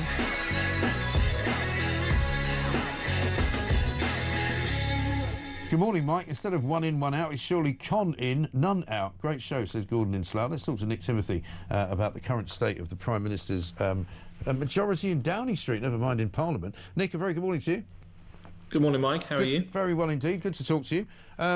This Keir Starmer Morgan McSweeney story gets murkier and murkier. I think you have to give credit to Kevin Hollingbrake, who I spoke to a couple of days ago, for pursuing this and calling the police in. What do you make of it all? Yeah, Kevin is doing a fantastic job on this, and it's absolutely clear that the Prime Minister is up to his neck in Sleaze. So just to recap, Labour Together, which was run by Keir Starmer's Chief of Staff, Morgan McSweeney, took almost £750,000 in donations and failed to declare them to the Electoral Commission in line with the rules. And at that time, they were working for Keir Starmer. Right. To the point that they even wrote his first speech as the Labour Party leader, and Keir Starmer failed to declare that support to the House of Commons or notify the Electoral Commission. So we need the Electoral Commission to investigate and pass the files to the police if that's necessary, because there may be criminal wrongdoing in all of this. And we need the Parliamentary Standards Commissioner to explore potential breaches of the House of Commons Code by the Prime Minister. Yeah, Pat McFadden was out and about yesterday, which is always a bad sign for the Prime Minister, trying to sort of quell any doubts about the Chief of Staff in Downing Street. He claims that it's already been dealt with, a fine was already handed down, and that's the end of the story. What do you say to him? Well, that's complete nonsense, I'm afraid. The Electoral Commission did investigate this a few years back, and they did find that Labour Together were in breach of the rules, and they did find them, but they did that on the basis of what they knew at the time. We've now seen emails between Morgan McSweeney and his lawyers in which they eventually settle on the excuse of saying that the donations were not declared because of, quotes, an admin error.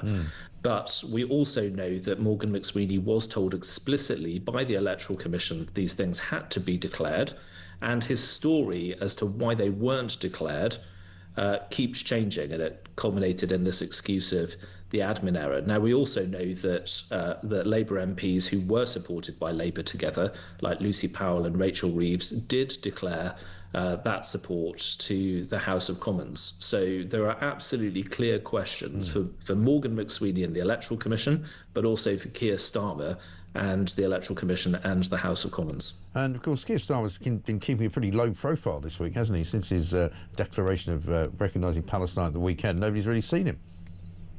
No, and, I mean, let's be honest, there's probably a good reason for that. I mean, the economy is flatlining. The Labour taxes and Labour borrowing are absolutely killing the economy, as is their introduction of French-style labour laws. They're doing absolutely nothing to control immigration. Their deal with the French means 3 French immigrants have come here and 3 illegal immigrants have gone there, but thousands more have continued to cross the channel. And he is absolutely up to his neck in Sleaze, whether it's Angela Rayner, Peter Mandelson, Tulip Sadiq, and now this Morgan McSweeney crisis for the Prime Minister. No wonder he's in hiding. And what's your bet on Morgan McSweeney's tenure? Do you think he's going to go? Because he's been given the kiss of death, hasn't he, by Starmer? Said he had full confidence in him yesterday. Well, yeah, I mean, Keir Starmer said he had full confidence in Peter Mandelson, and I think he was gone within a couple of days. I mean, all I would say is Morgan McSweeney's coat is on a very shaky peg right now, and Keir Starmer doesn't seem very loyal to the people around him when the trouble reaches the Prime Minister's desk. But the central point is this is about Morgan McSweeney, but it's also about the Prime Minister and his failure to declare the support from Labour Together, and also about the Prime Minister's judgment. Now, what do all these stories about Peter Mandelson and Angela Rayner and Tulip Sadiq and Morgan McSweeney have in common? The Prime Minister is what they have in common, and his judgment, which is being shown to be consistently very poor. Nick Timothy, thank you very much indeed. Conservative MP for West Suffolk. Yeah, Keir Starmer always seems to wait until the very, very last minute, doesn't he, to get rid of anybody that has caused him a problem. I'm delighted to say we're joined now, though, by the editor-at-large at The Sun, Harry Cole. Very good morning to you. Seems like only last night that I was... Less than 24 hours. Yeah, less than 24 hours. Busy old time. Indeed. I'll ask you about Starmer in a minute. Great interview with Boris Johnson yesterday. Yep. It's out there on YouTube for everybody to see. Indeed, featuring Mike Graham. Featuring Mike Graham, yeah. Page 1, Boris Boris Farage is a threat to the UK. Inside, a big page on page 10, it's illegal migration that drives the public nuts. People will look at this and say, is Boris Johnson back? Does he want to be back? I have to say, I don't know what you think. I mean, I have to say that I got the impression, looking at him yesterday, that he was kind of confirming that he's not coming back and he's not quite in the game anymore. Yes, but I also think that he's kind of sick of being trash talked, as the kids say. Yeah. He didn't like, and it was clear he sort of physically bristled. These attacks from Nigel Farage, they're sort of trying to paint him as the master of all Tory woes on immigration. Yeah. The Boris wave they keep talking about now, this sort of surge in immigration, and his defence was, well, it was post-COVID, we had shortages in all the markets. We can rehash the defence. You can listen to the defence on YouTube. What is telling though is the fact that the Reform feel the need to do this still. And I think there's no appetite there for Boris really to sort of re-enter the arena. He spoke very warmly about Kemi Badenoch, but there is clearly still a fear on the right that while Reform are in the ascendancy and they're ahead in the polls, Boris still has an appeal to the exact target voters that Reform are going for. Those people that perhaps voted Labour for a long time, then they voted for Brexit, then they voted for Boris in 2019. They're disappointed with the government, they're disappointed with the Tories, but Boris is the one that could, upset the Reform apple cart. So almost like sort of Van Helsing, they're sort of trying to drive a stake into Boris is down and out, but they just want to really make sure he's not coming back.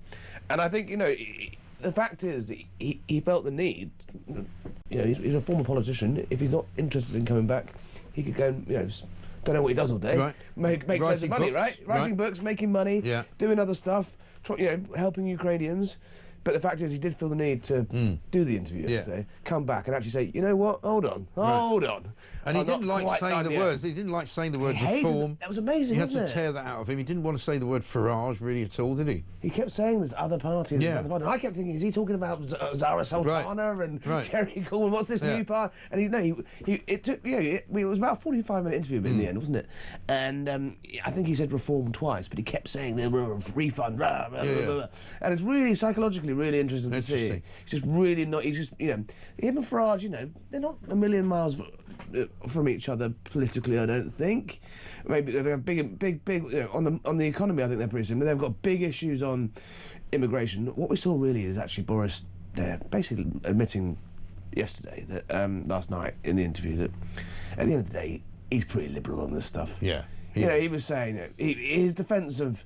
His defence of multicultural London, his defence of immigration, saying, he's like, it's amazing. London's 40% foreign born, and I was like, and I kept saying to him, do you not realise that some people don't think that's good? Right. And it just didn't compute. He doesn't see it. No. Let's have a couple of clips. This is him talking about his concerns about Nigel Farage. My concerns, as I say, and they're serious concerns, are about the approach to the economy. Of the Reform Party and the approach on national security. And I think both of those will be severely tested in the years ahead, and people will actually want serious answers. And I think that the answers are going to be Conservative answers. And I said to you last night, he says the answers will be Conservative answers. Interestingly enough, Simon Clarke was also there on the panel, who's very much a Boris sort of aficionado.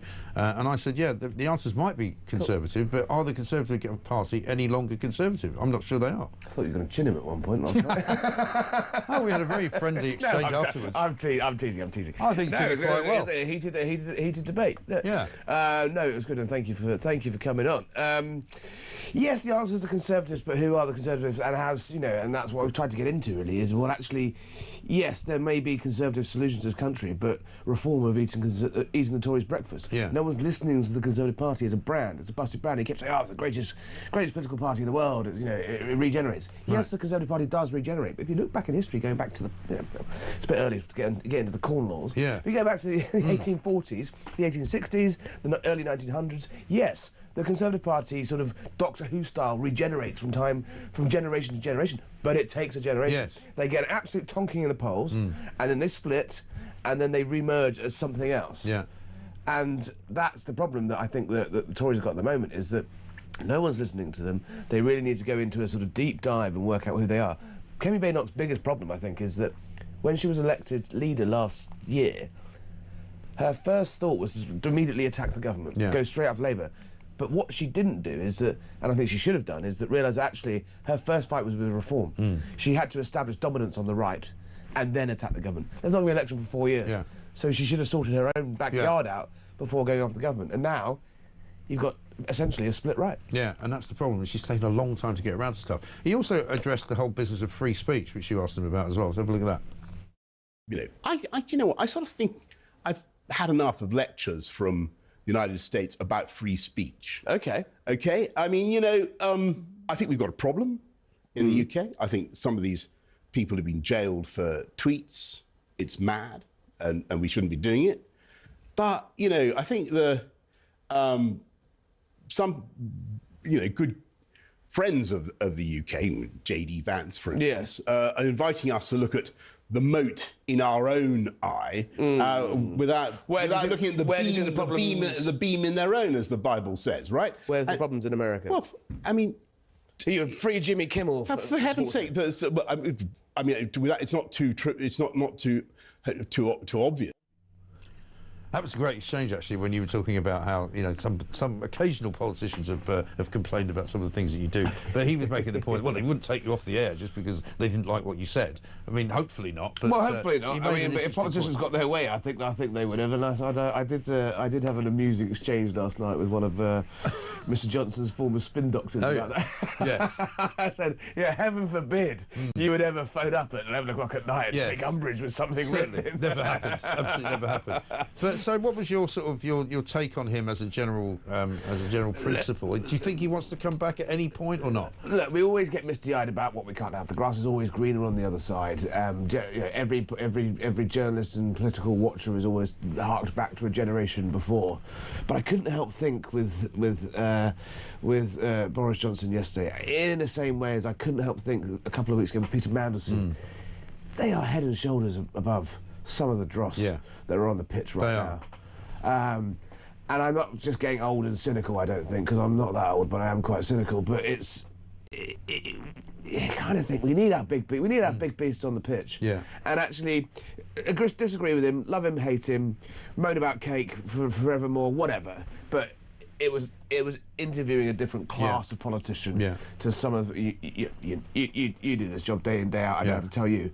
Some of them are really rubbish. There's not much coming So whether you agree with him or not, he is, you know, and even if you disagree on immigration, he gave a pretty, you know where he's coming from, right? You know what he thinks. Yeah. And he's going to defend what he thinks. I thought he was really good on Ukraine. Yeah.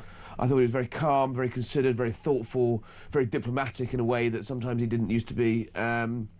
Yeah, it's just, you just think, bring back the big piece, right? Exactly right. I don't know if you've seen this, just before I let you go. Presidential Walk of Fame in the West Wing has been set up by Donald Trump. Have you seen it? I've heard rumours. And so he's got this long line. It's a bit like going to Turnberry, where they've got all the champions up there. And you go all the way along the line. You've got Bill Clinton there, you've got George Bush, you go into Barack Obama. It gets all the way up towards the Trump escapade. There's the first Trump. And then he's got Joe Biden as the auto pen. There's literally no picture of him. It's just a picture of an auto pen. It's just, and then back to Trump now. Brilliant. It's just remarkable trolling, isn't it? I mean, he's installed the Patio Rose Club. He's put the Mar-a-Lago yellow umbrellas on the patio.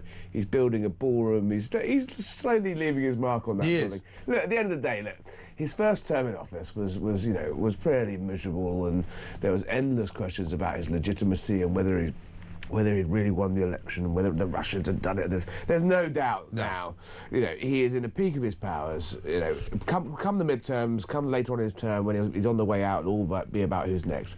For the next 18 months or so, it looks like he's going to have to he's just going to enjoy it. He is, absolutely right. One final one, Morgan McSweeney, still stuck in the mud, it would seem. I mean, I'm thinking he might be out of the door, mightn't he? So this one is, you know, in my old job as political editor of the Sun, I'd be, you know, I'd have this bit between my teeth. I'd be right in the reeds of this one. My new job, obviously based in America, slightly stepped back from it. You know, when I was watching the Angela Rayner story unfold, from about 20 hours into it, I was like, she's done. She's toast. She's going. Yeah. Mandy was a bit more complicated. This one seems a bit... he said, she said, he said. But I think the problem for Morgan McSweeney will be if it starts to hinder in his day-to-day running of the It'll place. be the old lines for Cameron thing, Does he basically say, I've had enough? Yeah. All right, I've had enough. I'm a distraction. Yeah, All or I just actually genuinely can't do my job because I'm firefighting all this. Yeah. I think his wriggle room on this one so far, and he'll probably resign in about 20 minutes, and I look like an idiot. Is that this is quite historic, and there already has been sanctions for it. Yeah. The Electoral Commission have already fined them for it. I think it'll be whether he just throws it down. But what I would say about Morgan McSweeney is, we've talked at length, Mike, over the years that Keir Starmer is pretty much a stuffed shirt. There's not much there. Morgan and Starmer and Morgan, that is the project. Yeah. Well, if he goes, there's no project. What else is there? Exactly. A boring technocratic lawyer. Right. And then so he goes as well. He is Keir Starmer's political. I don't know what I'm about to say there, but antennae. Yeah, he is. He is the politics, and Burnham is circling, enemies are circling. I think the Prime Minister would be loath to lose his most able lieutenant. Because then he'd have to go, and then I'd have a massive party and say, well, I was right all along. Because I was the one that said he won't last the pace. Jeremy Kyle has been bigging you up on that one. Yeah, well, he's right. He's absolutely right to do so. Harry, great to see you. Back in America soon? Yes, come and see us. Yeah, I will. I will have to do that. Because I keep wanting to go and see Sebastian Gorka in the White House as well. I'll do it. We're going to make that happen. We'll have a shandy. We will, absolutely right. Harry Cole, editor-at-large at The Sun. Brilliant interview with Boris Johnson. You can find it on YouTube. Go and subscribe to it. This is, of course, the home of common sense. Quick voice note from Damon on eating the birds. Morning, mate. Damon from Wigan. I've just complained about Jeremy Normark to the Labour Party. That's the first thing. And secondly, a few years ago when I was married, I lived in West Bromwich in the West Midlands. And at the back of my house, we had a reservoir that used to be able to walk around. There was 3 lakes in it, I think it was. And at one point, it was so bad when the East Europeans started coming over that they had to put police on this reservoir because people was cutting the chests out of geese, and there were so many geese being killed, Canadian geese, it was unbelievable. And it was that bad they had to put police walking around to calm it down. Cheers, Mike. Have a good day. Crikey. Damon, thanks very much indeed. This one from Greg. He says, morning, Mike. Where I live near Dundee in Scotland, there was a farm in the spring, about 15 miles into the countryside from the nearest city, that had piglets stolen right from the field by migrants. The farmer had to move the whole operation indoors to protect the pigs. After putting up motion-activated cameras, we found migrants going into the field to put month-old pigs in plastic bags to eat. Pretty grim stuff. They're eating the pigs. It's 9:23.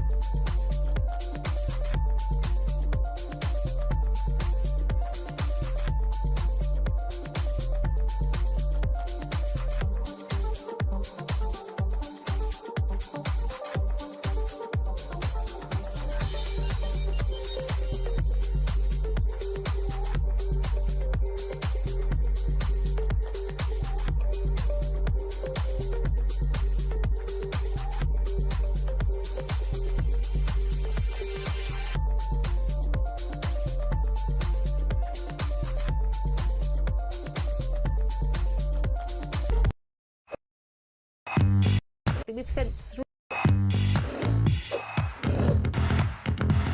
and we've sent 3 back in an exchange scheme with France after 31,000 have arrived just this year, and that's just the ones we know about on the boats. Doesn't include the people on lorries or all the people who've overstayed their visas. He's right, isn't he? I'm not sure he is. Which bit's wrong? Well, he's quite unpopular in America on immigration. No, he's not. His immigration policies are wildly popular. No, they're not. The most recent polling, this is out this week, he is -11 on immigration.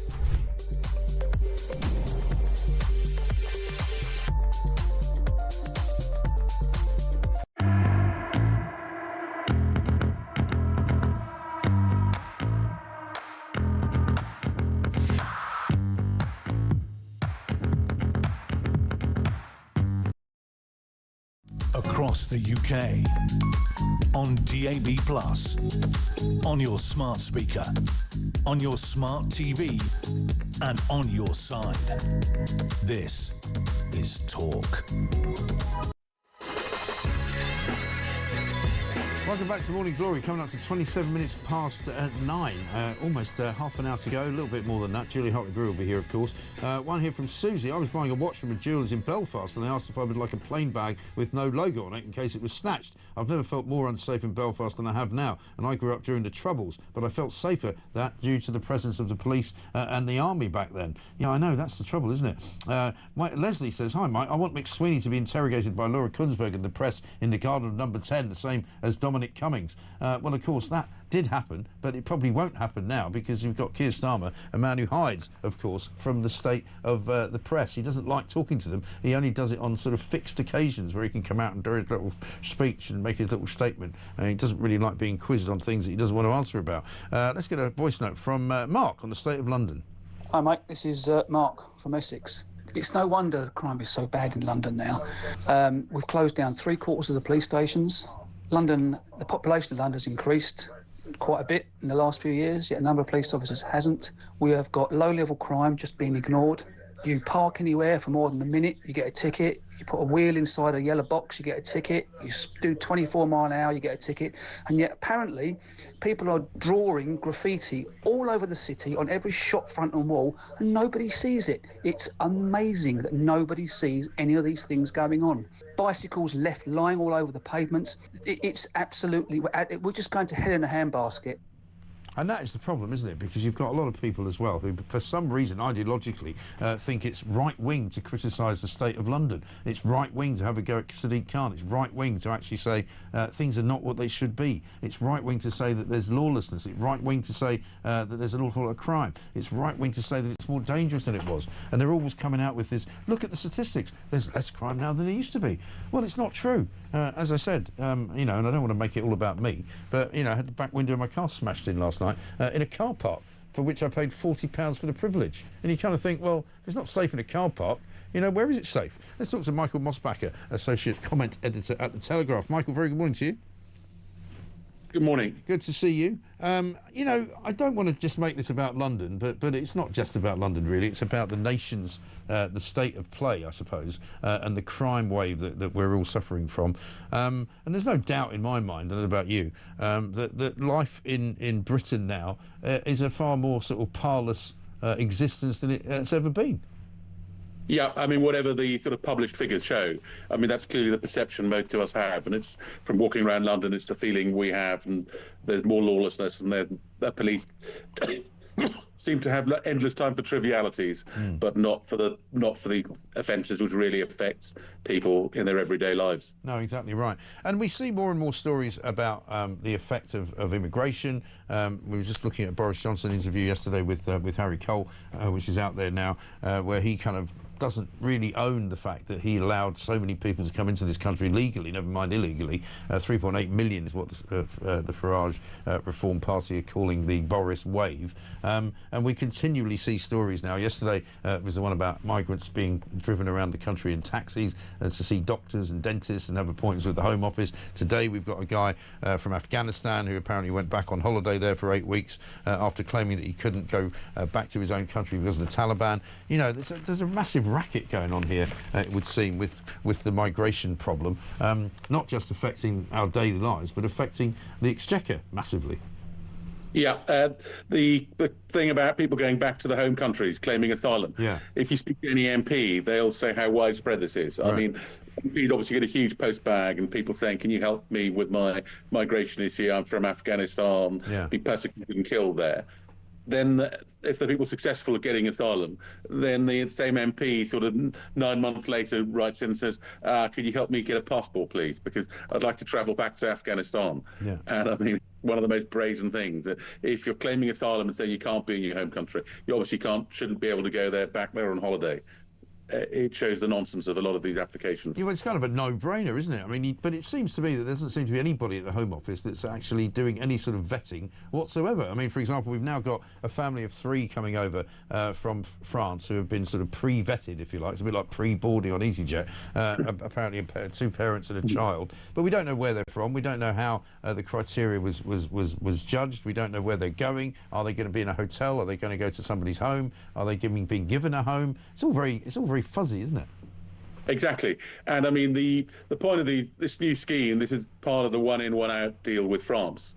But those sort of deals only work. The real point of them is to be a disincentive. This deal isn't much being flown off to Rwanda under the Tory plan.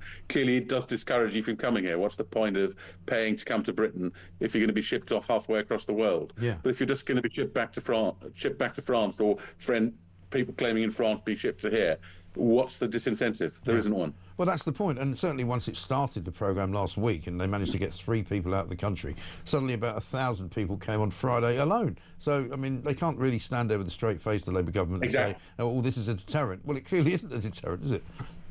It's no sort of deterrent at all. I mean, it's hardly a huge disincentive to be sent to France. The crossing, and lots of them will be coming back in all likelihood. No. So, I mean, it's not going to work. And the numbers are so small that no one thinks they're going to be sent back. No, it is absolutely unbelievable, isn't it? Let's talk a little bit about Keir Starmer's situation vis-a-vis Morgan McSweeney, front page of the Daily Mail today. They're still going at it, really, suggesting that there's been quite a lot of jiggery-pokery going on, while you know, Pat McFadden was out and about yesterday defending Morgan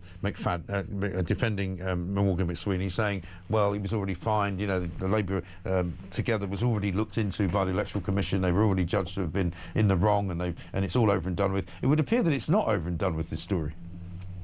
Yeah, party funding scandals have often sort of destroyed careers. Yeah. This has got the potential to do so. It's not a trivial sum of money. It's 700,000. Right. And exactly how the money was spent isn't clear, but it appears to have been large parts of it spent on research for Starmer's leadership campaign, internal fights within the Labour Party. It's got the potential, if more comes out, to force Sweeney to resign and be another huge shock for the government. And the slight advantage the government has compared to Angela Rayner or Peter Mandelson, those are much more understandable issues for the general public. People, not paying tax on stamp duty. We've all got to pay stamp duty when we buy a house. Everyone can understand that. Hanging out with convicted paedophiles, everyone can understand that. The rules on declaring donations don't affect ordinary people, don't affect people who are not involved in politics. So it might have a bit less cut through, but it's got the potential of being a major scandal, particularly since Starmer stood for election saying, look at me, I'm squeaky clean, this is the party of probity, the Tories are sleazy, all the rest of it. And that's looking less and less credible. Obviously, it stopped looking credible very early on with Lord Alley and the glasses and all that. But this is a sort of another push in that direction. Yeah, well, I was reminded of that this morning because, you know, we've got Labour Party conference coming up this weekend in Liverpool, and if you remember last year, it was the first sort of chance anybody had to try and grab Lord Alley and ask him what on earth he was doing inside Downing Street with the Downing Street pass, and he was very, very sort of, you know, squiffy about it, wasn't he? He kept sort of holding his hand up to the camera. No, you can't talk to me. And he's never really been seen since. But that was right very early on in the Starmer sort of premiership, and since then it's been one disaster after another. And I wonder whether, given that it's this weekend that it kicks off in Liverpool, that they'll want to get McSweeney kind of out of the way, if you like, so that he's not dominating the conference, because there's a lot of people who don't think he's done a terribly good job. A lot of people still think he's to blame for the Peter Mandelson debacle. And I just wonder what you think about whether they cut and run the Labour government and just say maybe it's best if he is a distraction and no longer part of the government. I think there'd be a strong case for that, and I'm sure people are pushing for that. On the other hand, Starmer appeared incredibly reliant on McSweeney, both through his reshuffle, for his ideas, for the whole strategy. So I suspect he'd be rather lost without McSweeney. No, I think he would be, and I don't think he would want to see him go. But by the same token, he didn't want to see Mandelson go, and he didn't want to see Angela Rayner go. But they both went. That's true. That's true enough. Although I think Mandelson was distant in the US, and Angela Rayner. Clearly, Starman was no fan of Angela Rayner at all, whereas he clearly is ultra-reliant on McSweeney, which I'm sure he'll battle harder to keep McSweeney. Yeah, I think what I would thought. Well, he's got a couple of days to save him, I suppose, otherwise it's all over, I would say. Michael, good to talk to you. Thanks very much indeed. Michael Mossbacher, their Associate Comment Editor at The Telegraph. Let's get a voice note from Michael. Hello, Mike. It's Michael from Norwich. Sadly, in Norfolk, where I am, it seems normal for Eastern Europeans to take ducks and swans from the river home, and I suppose they cook them. I've seen it before. But there's no one to talk to about it. No one cares in Norfolk anymore, because it's generally run by the Liberal Democrats and the Green Party, who are brainless. Yeah, they're supposed to be people that care about the environment, like the Green Party, but apparently it's all right if you want to go have a bit of a swan bake.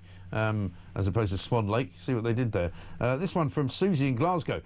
My daughter attends a school in Scotland where there are two sets of families from Afghanistan. Last year, one of these families left to visit the family for 3 weeks. On return, after a month, we all received letters saying there had been an outbreak of TB and certain children just have to be tested. My daughter was one of them. She had to have a test involving having blood taken, which as a child with additional support needs, she found extremely difficult. So not only are some families doing this, it's also dangerous as they are potentially bringing diseases that were eradicated from this country previously back into it. Yeah, interesting point. Good morning, Mike, says Ellie in Gosport. How are these migrants booking flights, leaving and returning to this country without passports? If they've been given documents by the Home Office, then surely they must know this is going on. By the way, swans mate for life and are heartbroken when separated from their partner. So these barbarians poaching protected wildlife should face the same punishment as people from this country. Well, of course they should. They shouldn't be allowed to do things that we can't do. Absolutely ridiculous. This one from John in Middlesbrough. My wife's a barrister and worked with Keir Starmer in the CPS. He was useless then. He was aloof. Lawyers were told not to engage with him. He looked down on everyone. He never made decisions, would adopt positives and move away from negatives. He was always about himself and his standing. What she described of him years ago is precisely what he's doing now. He just wants the next job, whatever that is. Well, I wish he'd go and find a new job because he's making a right hash of running the country, that's for sure. It's 9:38. Coming up, Thomas Godfrey from The Sun joins us. He's going to tell us some more about this remarkable story on the front page today about the Afghan refugee who went on holiday to Afghanistan. They're eating the dogs, they're eating the cats, they're eating the pets.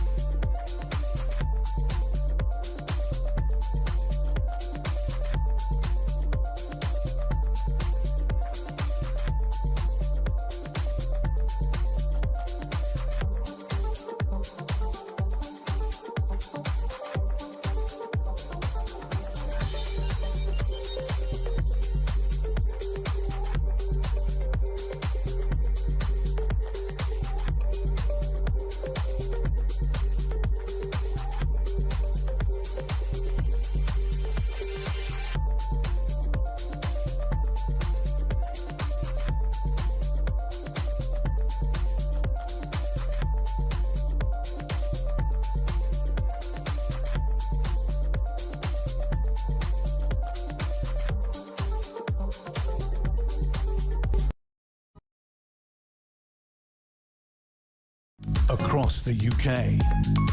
On DAB+, on your smart speaker, on your smart TV, and on your side. This. Welcome back to Morning Glory, 9:41. We're here till 10 o'clock. Julie Hartley-Brewer will be along in about, 15 minutes' time to tell us what's going on. This from Liam, who says, as someone who had to travel to Afghanistan for diplomatic reasons, I failed to see how the illegal immigrant got out of the country without the government knowing. As a valid UK passport is needed, a visa is needed, a visa from countries that border Afghanistan is needed so that you don't cross borders. An airline ticket would have needed more scrutiny in other destinations, and all this would need to be repeated on the way back for security reasons. The questions that need to be asked is that either he used valid documents, in which case his status should have been flagged up, or he used false documents. Either way, there is a major lapse in national and world security on this case that someone needs to lose their job for and most likely face prosecution. Well, Liam, you make a very good point. We've got the man himself here who wrote the story, Thomas Godfrey from The Sun. Thomas, keep seeing you every day now because you've got a great story in the paper. It's becoming a regular haunt up here. Yeah, this one is even more remarkable than the others we've spoken to you about. This guy who I think you've given an assumed name to, haven't you? Rather than Usama. It's a name he uses on the internet, Mike, and having arrived in Britain on a small boat, you can see there's videos of him waving with the British flag sort of emoji overlaid on his video, filming his own RNLI rescue, which I think most people would find outrageous, set to dance music no less, living it up in London, going around all the big sites in the capital, and then suddenly crops up in Kabul, the city that he had fled from, the country, Afghanistan, that he had fled from into Europe through Turkey, we think, based on his own posts, in around mid-2021. So he'd been to at least 3 safe countries before coming to Britain on a small boat, Turkey, Bulgaria, and France as well, and a bit of Switzerland too. So he could have claimed asylum in any of those. However, he ended up here, but suddenly, of course, wanted a holiday. Yeah. But he's also appeared, as you point out in the story, in various videos around capital cities. He's in Paris, he's in Calais. He's taking part in pro-Afghanistan marches around about the same time as the Taliban retook control of Kabul in 2021. Yeah. So he's clearly, I would say, you know, without fear or favour, a security risk. If he's actually a Taliban sympathiser and here he is living in Britain at taxpayers' expense, you know, what's he doing? Well, we don't know if he's a Taliban sympathiser, of course, and a lot of the praise on his account seems to be for the former Prime Minister of Afghanistan, who was deposed by the Taliban. But of course, there are multiple cases of migrants posting things online to bolster their asylum claims, then make said asylum claim. This man was given asylum in this country. He's not currently an asylum seeker. He was given protected status. That does allow him to access a refugee travel card, which he can use to go in and out of the country, obviously for legitimate purposes. There is only a couple of very strict rules with that travel card, and this is why he's under investigation. The 2 basic rules are: you cannot go to the country you're from, and you cannot go to a country you've claimed asylum from, which I think everyone across the board can agree is how the asylum system should work. So if you're claiming a country is too dangerous, surely you cannot go back there on holiday. How does that work if you're coming here from somewhere like France then? Because you're basically claiming asylum from France, the last country you were in, which is not technically a place you would claim asylum from. So presumably he has to claim asylum from his original country, Afghanistan. Correct, yeah. So that sounds like the system's not working properly, because surely what he should be doing is claiming asylum in France, shouldn't he? Well, effectively all of these people who come in, and when they get to a tribunal, they argue that they would be returned to Afghanistan. And Afghanistan, they say, is too dangerous. It would violate their rights under the ECHR. Maybe they have blood enemies there. We've had cases like that in the past. Maybe they've made political statements that the current regime, the Taliban, would not agree with and would go after them for. And of course, we had that disastrous data leak that meant thousands of Afghanistans were brought to the UK in secret. And many of whom will be Taliban supporters, right? And many of whom have also gone back to Afghanistan. There was a story last week, whistleblowers saying that they knew of people who had just gone on holiday. Anecdotally, we know of other people who have just gone on holiday, having been brought here by the government. They have gone back to Afghanistan. The fatal error this man has made is posting about it all over the internet, almost bragging about the fact that he was able to get out of Britain, enjoy a lovely jaunt in the Middle East, and then come back with seemingly no consequences. And that's why the Home Office are now investigating his status. And there must be so many people who have done exactly what he's done, because, you know, that they're all over TikTok, don't you? I mean, we've seen from time to time, certainly Albanian people smuggling gangs posting TikTok images and TikTok sort of videos to say, come to Britain, you know, there's a sort of, you know, buy one, get one free kind of, you know, offer going on because, you know, soon they're going to be clamping down. Now's a good time to come. You know, people who go to hotels, we've seen videos from them saying, oh, isn't it nice here? You know, here's the sort of, you know, recreation room, here's the pool table, here's the kitchen, here's the food in the dining room. You know, I mean, it's a massive racket, isn't it? I feel like I say this every day. It's pull factors. Yeah. It's pull factors. You know, every single thing that gets posted about how good the asylum system is in this country, how you will get granted protected status, as this man has, if you make a good enough claim, it is just pulling more and more people across the channel. Yeah. And it seems, without switching that system, no one wants to stay in France. Everyone I've ever spoken to in Calais has said they want to come to Britain. Yeah. No exceptions. Right. Otherwise, why would they be in Calais? Yeah. Why would this man go Turkey, Bulgaria, Switzerland, France, you know, Anarchy, Paris, Calais, if he didn't want to ultimately end up in the UK? Yeah. And then brag about how good it is in the UK. There's photos of him in Greenwich Park, for example, enjoying the sunrise and the sunset. Very so nice. it's very nice. It's absolutely lovely for him. But for the rest of the taxpayers, they feel like they're being ripped off. So you don't know exactly where he's living in terms of whether it's a hotel or whether it's a HMO or something like that? No. So, I mean, he has been in London now. And I should say he's been here for more than 3 years now, 3.5 years. And so he's allowed to work now if he's got settled status? I think he's able to work towards working, and ultimately there is, of course, a path to ILR, indefinite leave to remain, and citizenship. There's a lot of people ask me the question, you know, how's he able to travel? How's he able to afford to go to Afghanistan if he's not working? It's a very valid question. How was he able to go through Dubai airport? We see out the window of his Emirates flight. Emirates flight's not cheap. Very much not cheap if you want to go to Dubai. It cost me quite a lot of money. And you can change in Dubai to go into Kabul airport, which is, I think, one of the only 2 remaining international airports in Afghanistan that work after the evacuation of Western forces. I mean, you know, I think we do now know that he is going to be investigated for this. The fact he was given protection in the first place, though, it does show when people say the Home Office are clueless, based on things like this, they have a point. I think they are, absolutely. Right, brilliant story anyway. Fantastic. I don't know what you're going to do for us tomorrow, but we may see you then. A bit of breaking news. Thomas Godfrey there, thank you very much indeed. Former French President Nicolas Sarkozy has been found guilty of criminal conspiracy during the years of 2005-2007 for accepting €500,000 in illegal campaign funds from, guess who? Libyan leader Muammar Gaddafi. I mean, what's going on? Prosecutors are seeking a 7-year sentence. £500,000. It's even worse than old Mick Sweeney, isn't it? I mean, he took 740,000 quid, but at least it wasn't from Muammar Gaddafi. I suppose it could have been worse. It's 9:48.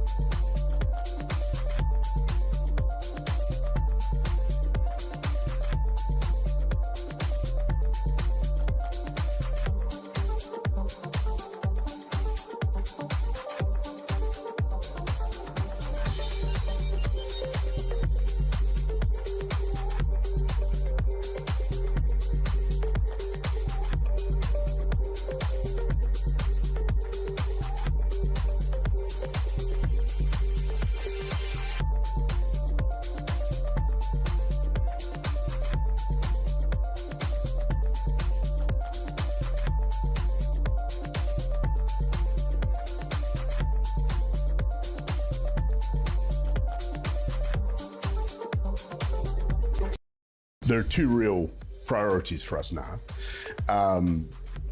The number one is the economy, and making sure that we shrink the size of the state spending. It's not a question I asked, but is Nigel Farage a threat? And the second, You're saying it's a threat to national security. The second is defence and national security and the threat of Russia. And on both of those, I have very serious anxieties. And Nigel Farage is a threat to national security.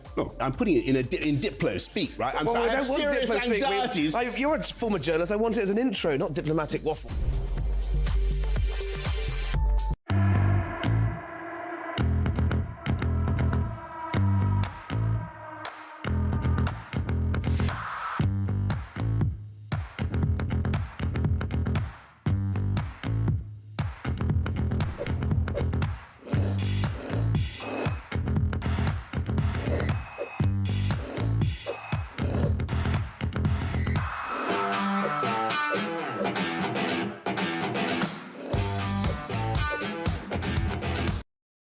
Across the UK, on DAB+, on your smart speaker, on your smart TV, and on your side. This is Talk.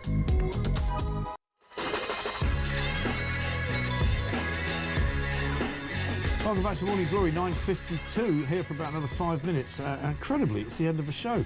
We're here, of course, again tomorrow, 6 a.m, for Friday's special. Plenty of gaffes galore, no doubt. The latest, of course, as well, on the Morgan McSweeney case. Will he or won't he walk the plank? Will he or won't he get derailed from his job as Chief of Staff in Downing Street? Or will Keir Starmer stand by him and cling on to him for as long as he possibly can throughout the weekend while they prepare to go to Liverpool for Labour Party conference? It's all going to be very, very exciting stuff. This from Stuart in Milton Keynes. You couldn't drive through Milton Keynes without seeing rabbits on the side of the road. I started finding snares around 2015 while walking my dog, and now all the rabbits are gone. Wow. Maybe they've just moved. Sarah says, we have 2 pairs of swans on our canal in Tiverton. Touch our swans and the town would erupt. They are well loved. And Nicola says, I caught a couple of migrants walking out of Barking Park with a swan a few years ago. I asked them what they were doing and the guy started grunting at me. I ran at him and the swan got away. Well done. Let's get a voice note from Lewis. You know, a lot of these people that come in aren't really the best of the best, if you know what I mean. And what was happening was at our local Arra Valley Lake, they were basically going there fishing at night and taking the carp out and eating it. You know, this is what they're used to in their countries, but this isn't their country. This is ours. And, you know, you let one lot of people do it, everybody else starts trying to play that same game and bring their cultures and try and embed their cultures into ours. And what's happening is, and I see it all the time in my workplace, you know, World International Day happens on St. George's Day. It's like a complete erosion of everything that's, you know, our history, our sovereignty as a nation. It's ridiculous. It really is ridiculous, absolutely and utterly mad. One here from Barry. Morning, Mike. We don't need Boris back. He's had his chance and he cocked it up. The man is a clown. David in Cheshire says, the 6 lads at my local car wash are all Afghan. They go back at least twice a year and have done for years. I mean, first of all, they're not supposed to be working. Second of all, they're working illegally. Third of all, they go on holiday back to their homeland, which they're frightened to go to because they're seeking asylum here because it's too dangerous. Apart from that, Home Office is doing brilliantly. Let's have a chat with Georgina, who's in London. Hello, Georgina. Good morning, Mike. I just wanted to say that swans and carp are supposed to be protected, but these foreign individuals are being allowed to catch, cook and eat them with barely a crossword or a slap on the wrist. If a British national did this, Mike, they'd get a custodial sentence. Absolutely right. But we're being most by the Peace and RSPCA representatives, and they're saying that it's not happening when we know it most definitely is. This is what you get when you let people from polar opposite cultural backgrounds into our country, totally unsupervised and allowed to run amok with no consequences. Yeah, well, it seems extraordinary that so many people have been reporting into us today that they've seen it happening, they know it's happening, but nobody's doing anything about it. Yeah, but these government bodies seem to be too terrified to curtail these behavioural differences for fear of upsetting this cultural cohesion that they keep harping about, which quite evidently doesn't work. It's like us going to India, Mike, and eating the cows. You just don't do it. It's turned into a darn free-for-all here in Britain with these migrants. It's like living in the Wild West, for God's sake. And there's no restraint put on these individuals by either the Home Office or the government. Today it's swans and carp. Tomorrow it could be your unsupervised family pets. It's just not on. You know, there's no boundaries for these people. I really can't see the end of this feces storm, Mike. Just let your mind run wild. I know. It's absolutely shocking. Georgina, thank you very much indeed. This from Gary says, Mike, I was wondering if you felt safer in the USA when you were there or in London. We're off to the US soon. Well, I didn't go to New York, to be fair, which I'm told is almost as bad now as London is, because they've got loads of horrible people running around it, and many of them are migrants coming in to stay in hotels there. But certainly in the park in Connecticut I was in, very safe, absolutely no problem at all. It definitely feels that way. But it feels very much safer outside of London than it does inside of London, of course, as well. Erios says this: I've seen migrants stealing swans in Northampton for probably 10 years. We used to think they were Eastern Europeans, but who knows? Well, you never do know, do you? Coming up on November the 15th, by the way, just before I talk to Mike in Harlow, it's myself and Jeremy Kyle. It's the World of Common Sense. It's a live show. There's a couple of tickets left. Have a look at this. I'll tell you what, Jezza, look at this place here. This is amazing. All these posters, all these bands. This is history, isn't it? It's totally history. Look at all these bands that played here. Keep closed, we're not in use, it says there. Is this the stage? This is the stage, look at here. How exciting. This is where we're going to be. Wow, look at that. Look at the size of this. Live from the Shepherd's Bush Empire, Saturday, 15th of November. Ladies and gentlemen, Mike Graham! And Jeremy Kyle. I do like a big hand on my entrance, don't you? Me too. Be great, mate.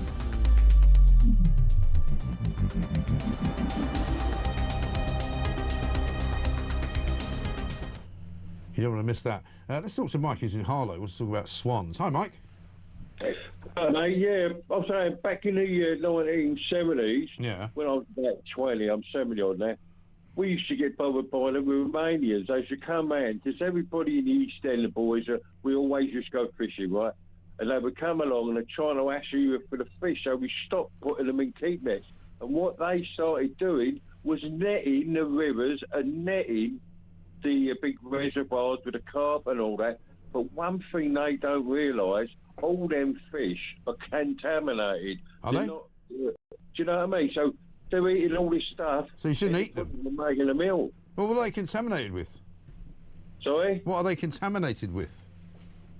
Well, the stuff where they live. I mean, all the fish what we was saying we eat is all like bacteria free. Yeah, sure. It goes through the bacteria. You start eating stuff out the rivers and all that. You don't know what's in there. Yeah, no, I take your point. Yeah, very good. Mike, thank you very much indeed.